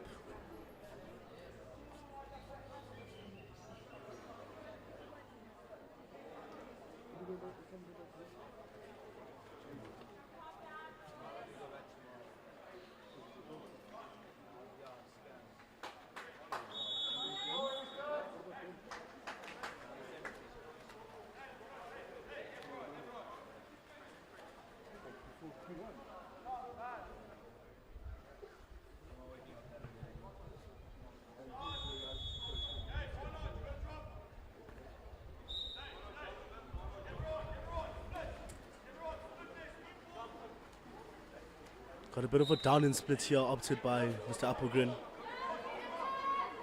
Just splitting the left control and the centre back as they roll at 4-2.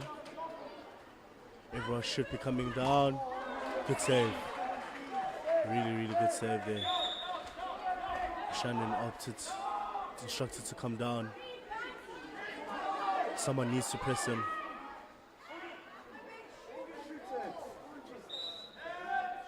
He's eligible. Everyone steps in. BMT. This man's got BMT. Morgan Erasmus. Take a bow. Take a bow, young man. Buzzer. Wasn't exactly a buzzer beater, ladies and gentlemen. Time didn't stop when Mr. Applegren called for a timeout.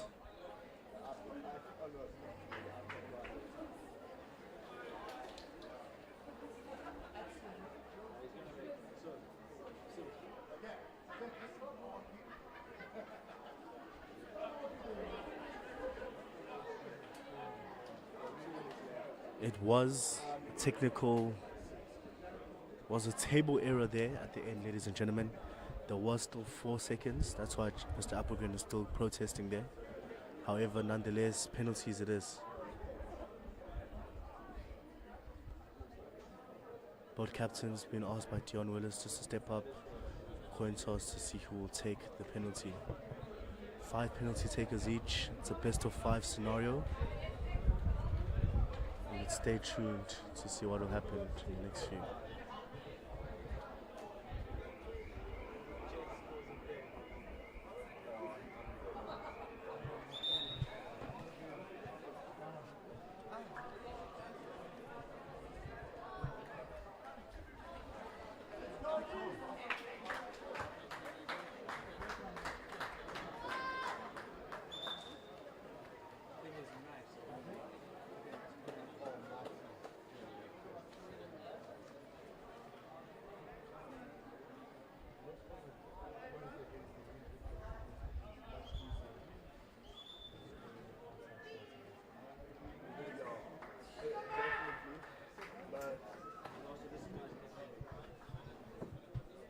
Easterns will be taking the penalties from your screen from the middle to the right.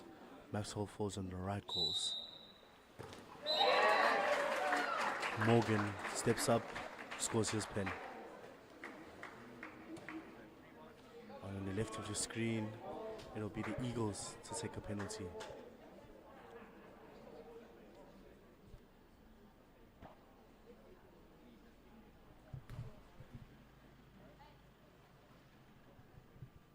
Watson for the pen. Quick release. Well done.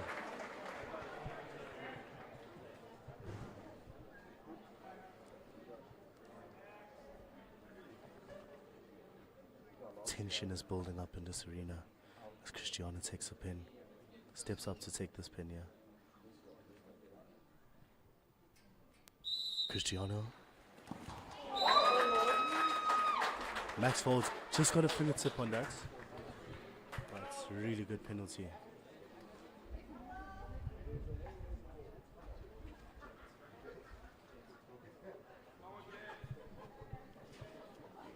Jet Robertson steps up to take a penalty here.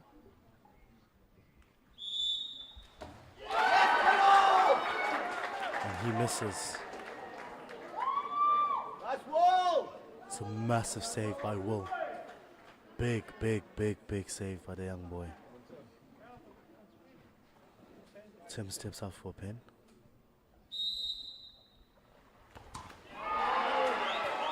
And he misses. Drops his head immediately.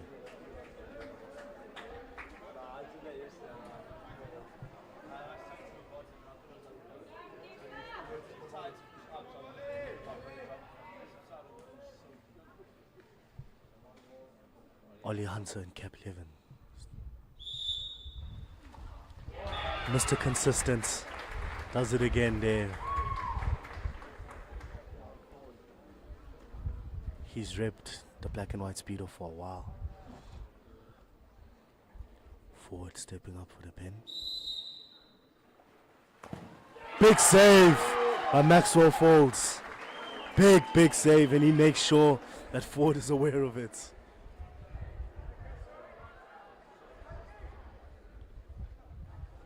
Carter Sealer, yeah? Clifton boy steps up for the pen. Shooting. Well done, Carter.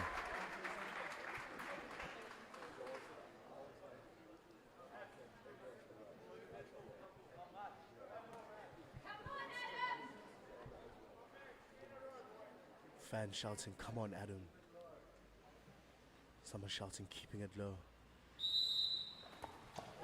Quick release. Folds just couldn't get there.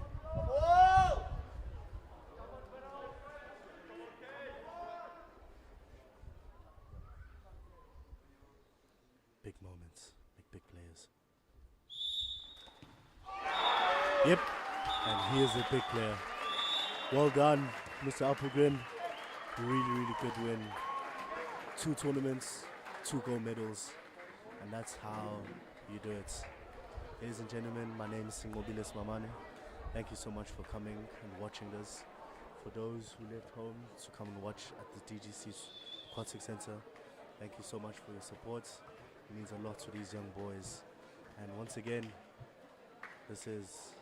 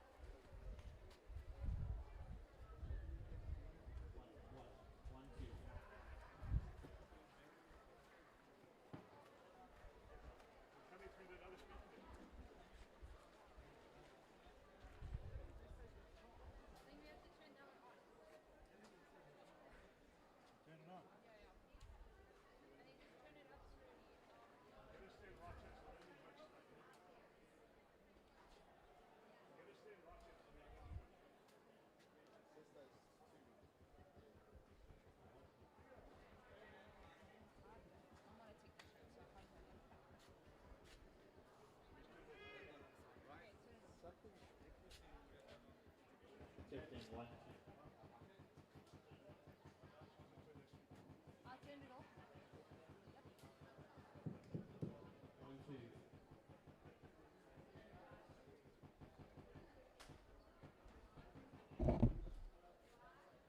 Testing 1-2. 1-1-1.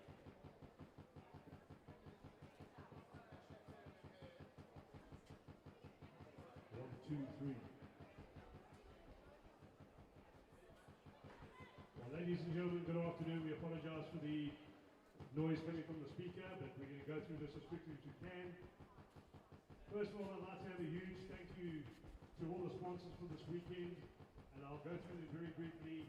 The Bombetta Concession, National Lottery Commission, Equine, the Department of Sports, Culture and Culture, Arena, the Etiquette Municipality. And we thank them very much for their support for this weekend. I'd also like to extend a huge thank you to the planning team, to Mr. Brad Rowe, Mr. Brian Green, Ms. Khadija Hendricks, the Office of South Africa. A huge round of thank you and a big round of applause must go to Jake Person and the team from Durban Girls College for allowing us to use this magnificent venue.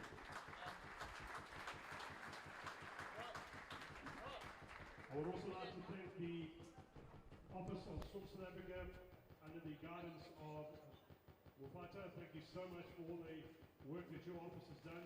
And then to all the national coaches that have been involved both at Redden and at Durban Girls College, together with Mr. Lucky Mashaba, the convener of selectors. The difference, so that you're all aware, is that the camp out at Redden was a selection camp for the team to go to the World Champs. Whereas the team that was, the matches that were played here is to select a squad from which they will select a team. And then lastly but not least, I'd like to thank all the parents and the players for coming to this tournament this week. I know there's, on the political landscape, it's been quite a lot of pressure, and we are not disappointed with the performance that we saw. We are very satisfied that the players, we've got you, are the right players, and that these players will represent us very well when we go through to the international platform in July and August. We're now going to move on to the medal presentation for the girls, and I'd like the girls that came third to win the bronze medals. Your medals are available in the far end of the swimming pool, and that is the apples. If you could please go through and get your trophies.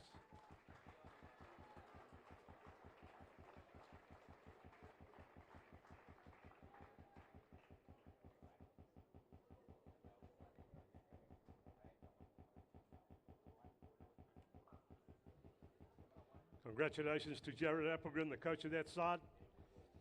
Calm demeanor throughout the tournament. Sometimes.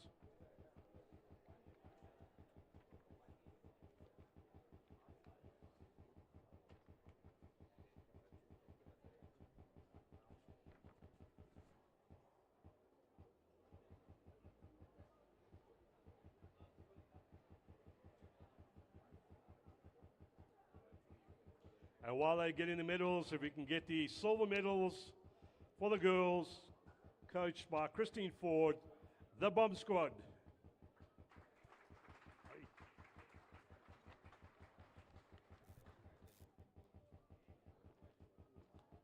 Unfortunately, some of these players have had to catch flights back to their provinces, so Christine will collect their medals for them.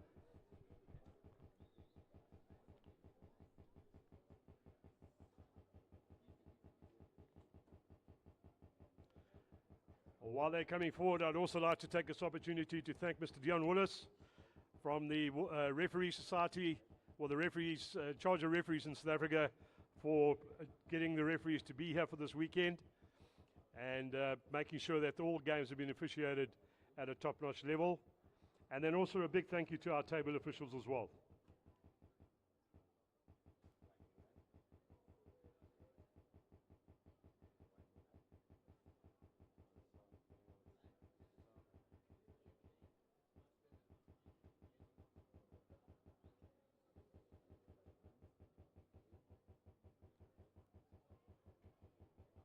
Waiting for the next team to go through.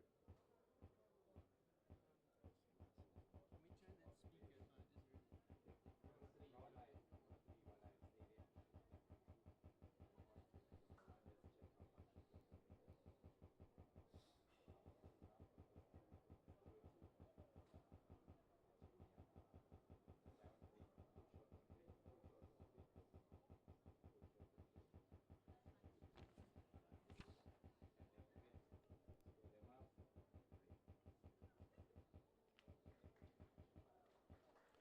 Congratulations to the Apples.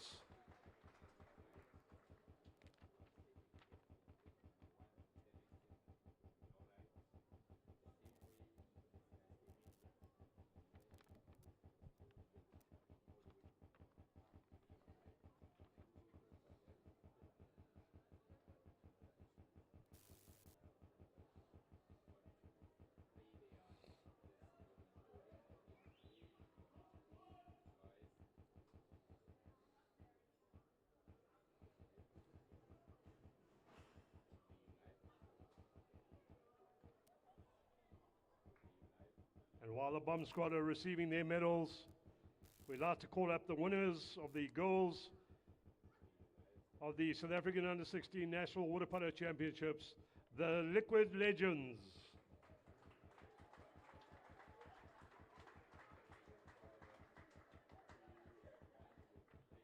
Unfortunately, Masi Number, who's the coach of the side, she's had to fly back to Johannesburg on an earlier flight today.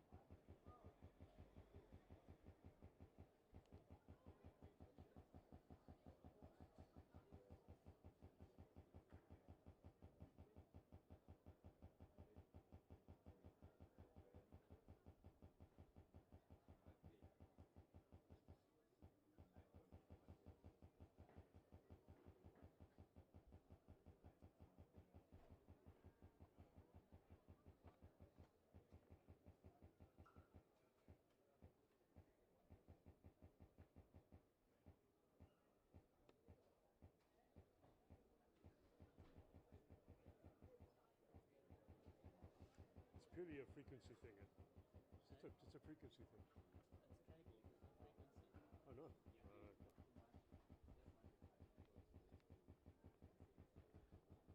We now move on to the boys section. The men's under 16 SA Water Polo Championships. The bronze medals go to the puppies.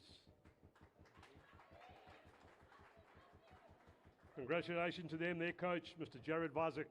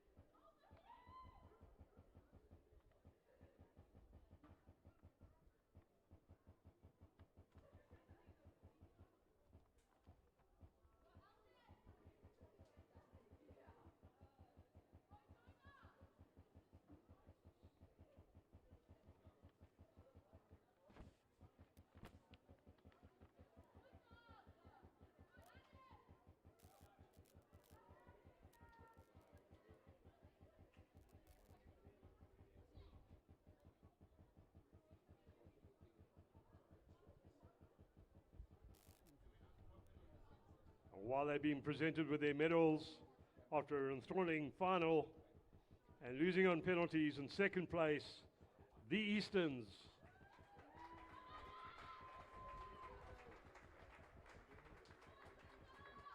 And the Easterns were coached by Samuel Spooner.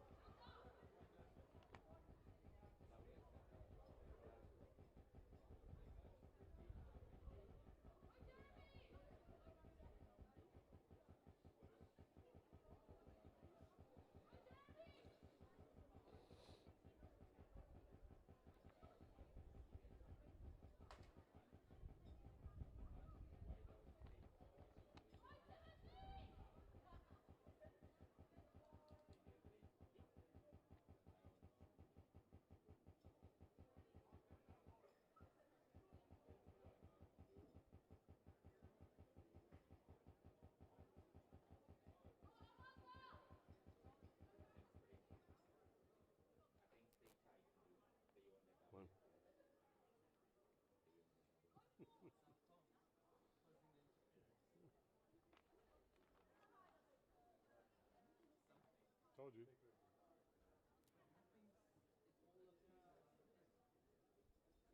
Yeah, but it's still. Yeah.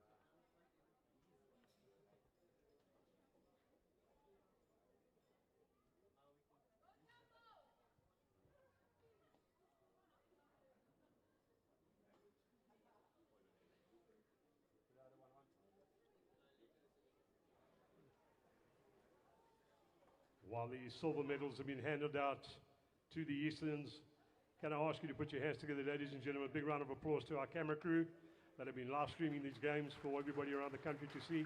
Thank you very much to you guys.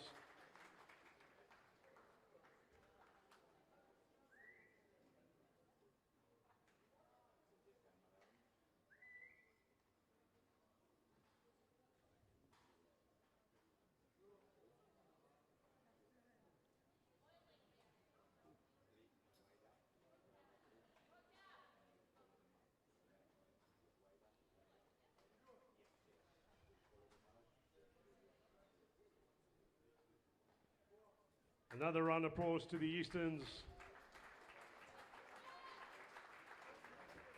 Then, ladies and gentlemen, the winners of the South African Under-16 Water Polo Championships in the boys division, the Eagles. The team was coached by Mr. Jared Appelgren.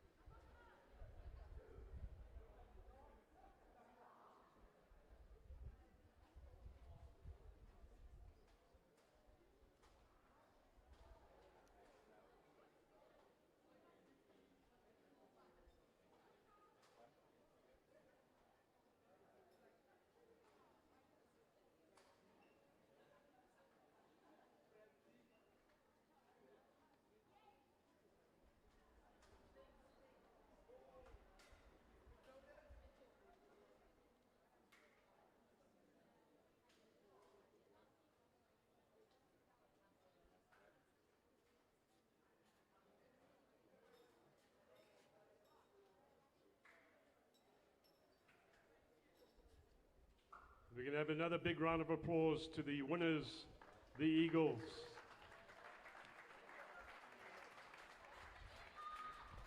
Ladies and gentlemen, that concludes the proceedings for the weekend. We thank you so much for your attendance. We wish you everything of the best. Have a safe trip home. And the squad announcements will be done over the next fortnight. And the dates for the final selection camp for the under-16s will be announced in due course. Thank you very much.